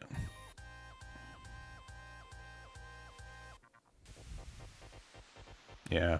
And going back, I mean, again, the biggest thing about this is Xiong really can't be answered. As far as I know, right? It's just such a big unit. Like, Yeah. You have to... I don't think I've seen really anything in the deck for Abdul that can interact with it. I could be wrong. But with it just having 7 health inherently, that's just so... That's just so good. Just so good. Thankfully, I mean, we're sitting behind a base. Oh, okay. Actually, okay. You guys are right. I'm completely wrong. Sorry. This has literally never ever came up in any of the games I've played with Riddy. It does have the damage minus. I completely forgot about that. That's 100% on me. No, he did not make a mistake at all. At all. Does the Riddy not let them? Take damage It has like damage silver bullet? reduction. I was incorrect. 1,000%. That is 100% on me. Yeah. So since Riddy was linked, during link, when this receives damage from the enemy, reduce it by 2. So if we did the Zulu effect, it would have gotten the reduction. That's 100% on me. My apologies. Yeah. All right. Hideout gets hit. -1 on the board. Yeah. So it gets rid of one of the parts tokens. No. Yeah. Michael 1,000% played it correctly. Because we did 4 damage to it, so it had 1 HP, and then the 3 damage from Neo Xiong was reduced to 1, but that's enough. Yeah. That's 100% right. My bad.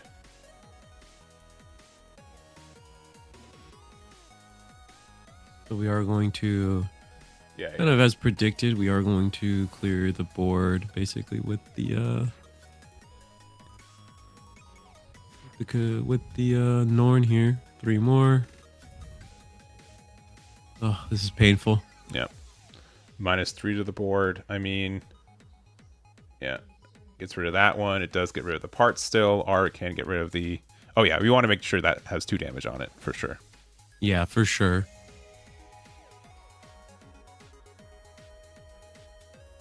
Now we're gonna... I mean, we're going through a lot of our blue cards. There's not... We've just gone through 6 so far, I think. Mm-hmm. So this is kind of like our... This is... It's hard to say. It's hard to say how many blue cards are left. I imagine there's at least 6. But after that... I mean, the next, Norn. Mm-hmm. Kind of for not. Yeah, I think that is like a really good thing about Norn, though.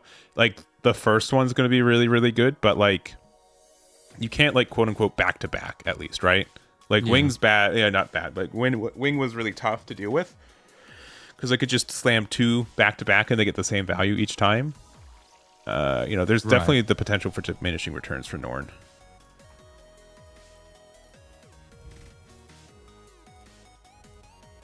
Is the Riddy effect like every instance of damage reduced to, or is it just the first 2 damage?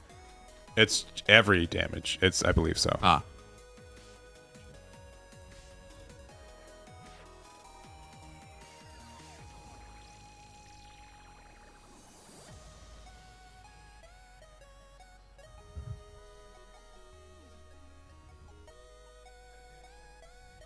Right now we're at -4, which Kshatriya will now just do 1 damage to the Norn. Yeah. And then we are going to spend another one. I'm surprised we did that. Actually, what took damage from the Norn? Did it ping it with the Kshatriya? Oh, okay. Yeah, I see. Okay, yeah, because it This wasn't one the. with the You're right. Kshatriya.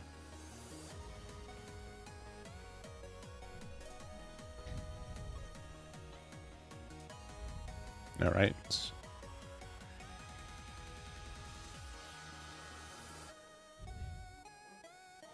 All right, and to end the turn, we are playing out the Victory Gundam there.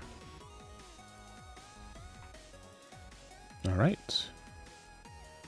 So if we have another Xiong, Another Jiang would be crazy. or we just go wide, right? Yeah, either or, we're in a good spot. I mean, we're gonna get rid of their Victory. All range All attack, range attack.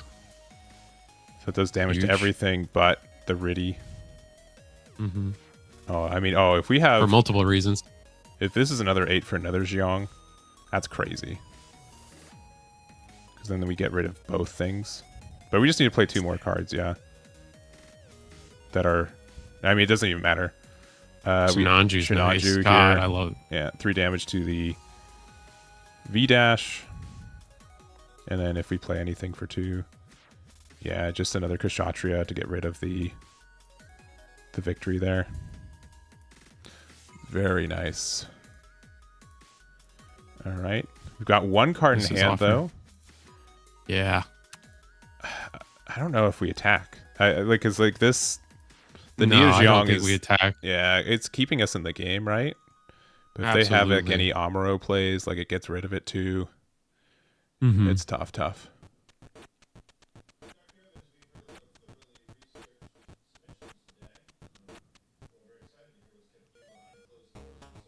But it's cool, like to see, like, you know, both decks are essentially kind of showing off what they do, right? We're able to see like both boss monsters get set up. Definitely looks like Michael's thinking on, yeah, attacking here. I'm not a fan of it, but Yeah.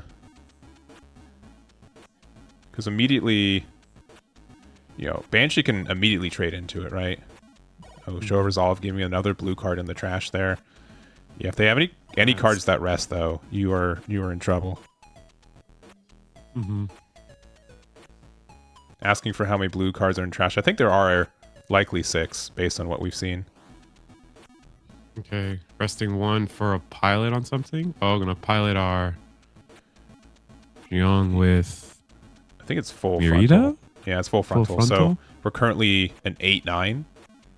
So we are, you know, it's going to be tougher for them to trade favorably into it. Mm-hmm. But that also means like we could have high maneuvered the Shinanju and put them down to 0. But obviously if they go down to 0, like a base can save them too, so. Yeah, no, I do like. I would have preferred seeing maybe not doing the. Yeah, but the bigger thing is that like with this much HP, like they have to attack into it twice anyways. Mm-hmm. Yeah. Which. All right, so overflowing affection first, which it's going to be hard to reduce the attack too. So you're probably going to lose your Norn if you're going extreme, and then another blue card in trash there. Yeah, I mean if we've got Gundam Amuro, it is really interesting that, you know, V-dash with Uso is essentially Gundam Amuro in a lot of situations because you make a token and then you can rest of 4 HP or less. All right, we have our last base, so playing it out now. Mm-hmm. Because, yeah, but both these things having 4 HP, yeah, if they, again, 0 cards in hand for Michael. If they did have the Victory Gundam, or the V-dash Gundam, like, they just get the free rest, right? And then they get rid of it. So, I think we've got technically 9 resources left because we have 2 used, and we have 8 open, and the EX that we haven't used all game, which is kind of funny. We've made it this far without finding the usage for it. 4 cards in hand, 1 base open. And thinking on these. Right, 2. Just a lot. I think 2, so. Okay, so I think we are paying 6. Okay, another copy. Another Norn. A Norn. What does that do for us, though? I don't think it does enough. I mean, we can do some great trades into Neo Xiong without the other one being as damaged. 5-4 and 3-4 on the other side. 3 Dawn, or sorry, 3 I almost survived a Gundam stream without you. I was so close. You did call it OP04. I was so close to not saying Dawn specifically.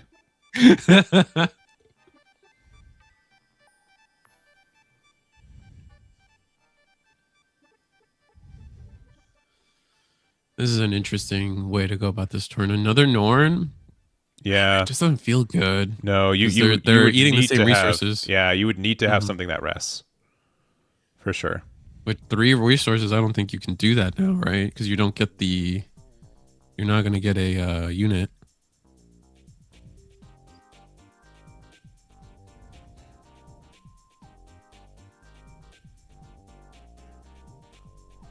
Full frontal is +2 damage?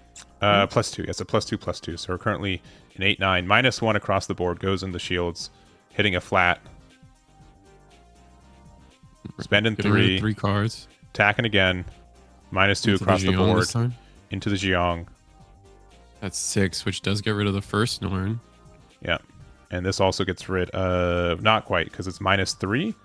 So it's currently at 5. Now, yeah, so it should be at 2 HP.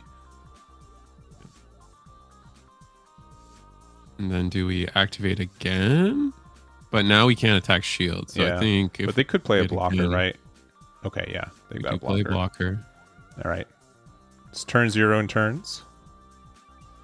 We're in top deck mode now. I mean, if we have a pilot, we have high maneuver, we do 2 damage to the other thing, we win the game. With 1 card in hand. Yeah.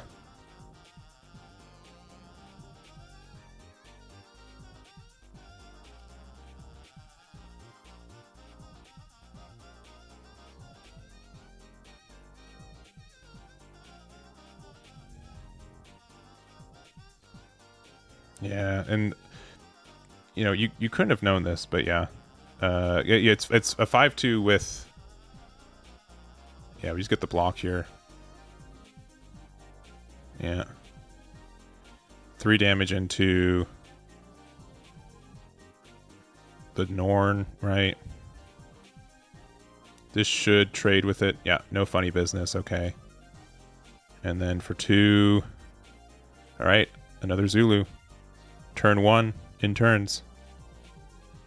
3 cards in hand for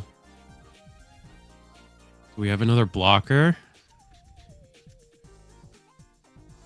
Yeah, because we kind of need another block, and we do not. We've got the V dash, but nothing to use off of it. And yeah, the full frontal would have been happy, but yeah, Abdul takes the L, and Michael ends up winning with the Neo Xiong control. Yeah, Marita would have helped. Any pilot would have won you the game on the spot there, but Abdullah also not having the pilot on the other side just couldn't interact with this board. Super close, super close game though. So I think we were. I think we were still. I think that the conversation is: should we have piloted the first full frontal on our Neo Xiong? Yeah, and I think that was still correct. Maybe we have to like break down the math a little better, but it did seem correct to do that. Yeah, because I mean, like it's sort of forced like another.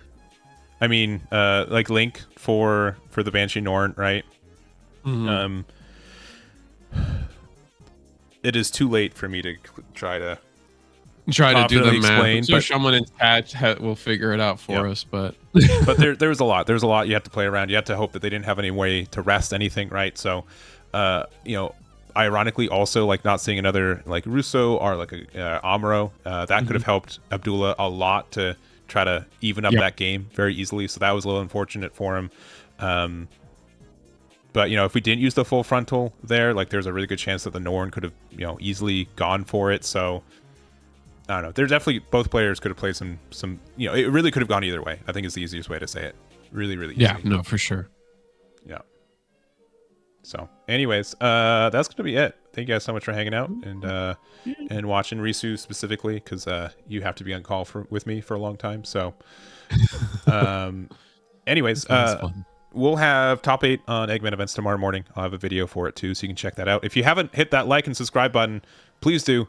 And I guess you can press the follow button on Twitch. If you want to hit the subscribe button on Twitch, though, I'm not going to stop you. That's not necessarily what I'm asking though for it, but really appreciate Risu for hanging out, being with us, Emily as well for being our judge. Really helpful. Would not be able to run these event without them. And yeah, this is a really, really good time. So if you guys want another event, we've got Eagle Nest has 2 events this week. We've got Wednesday and Friday. So it's on the Eagle's Nest Discord. If you need any help finding that, let me know personally. I will help you guys find it. We'll also post in the Eggman Events Discord too, so you should already be in there having the Gundam tag. And then also EXP Share Collectibles for supporting this event. Would not be able to have prizing without them. Make sure to check out their website. It is linked in the description on the YouTube side. It's the pinned comments on both of them.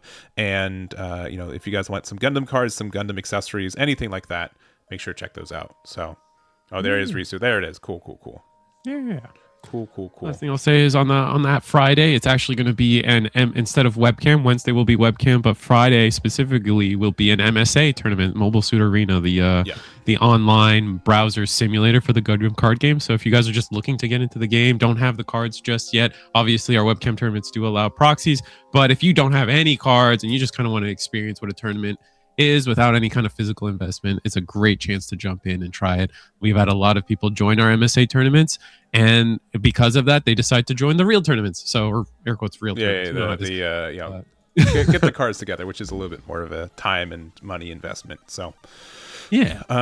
Anyways, that's going to be it for us. Thank you guys so much for watching. Thank you for being part of this. We'll probably try to do another. No guarantees when. I do know that we've got Montreal in a week from this week. So a week from this week, and then at the end of May into June, there's more tournaments. Yeah, right? maybe I can do another event next Tuesday. No guarantees. I'll let you guys know, but I know everyone had a fun time, and honestly, I had a fun time. So that's also like I'll be biased. I'll join the Eggman Discord to figure out when he posts that. By the way, yeah, no promises, but if you guys want it, I can definitely try. Honestly, it's mostly just getting product, which I think I can do. So anyways, that's going to be it. Thank you guys so much for watching. Do appreciate it. Catch you next time. Bye-bye. Bye-bye.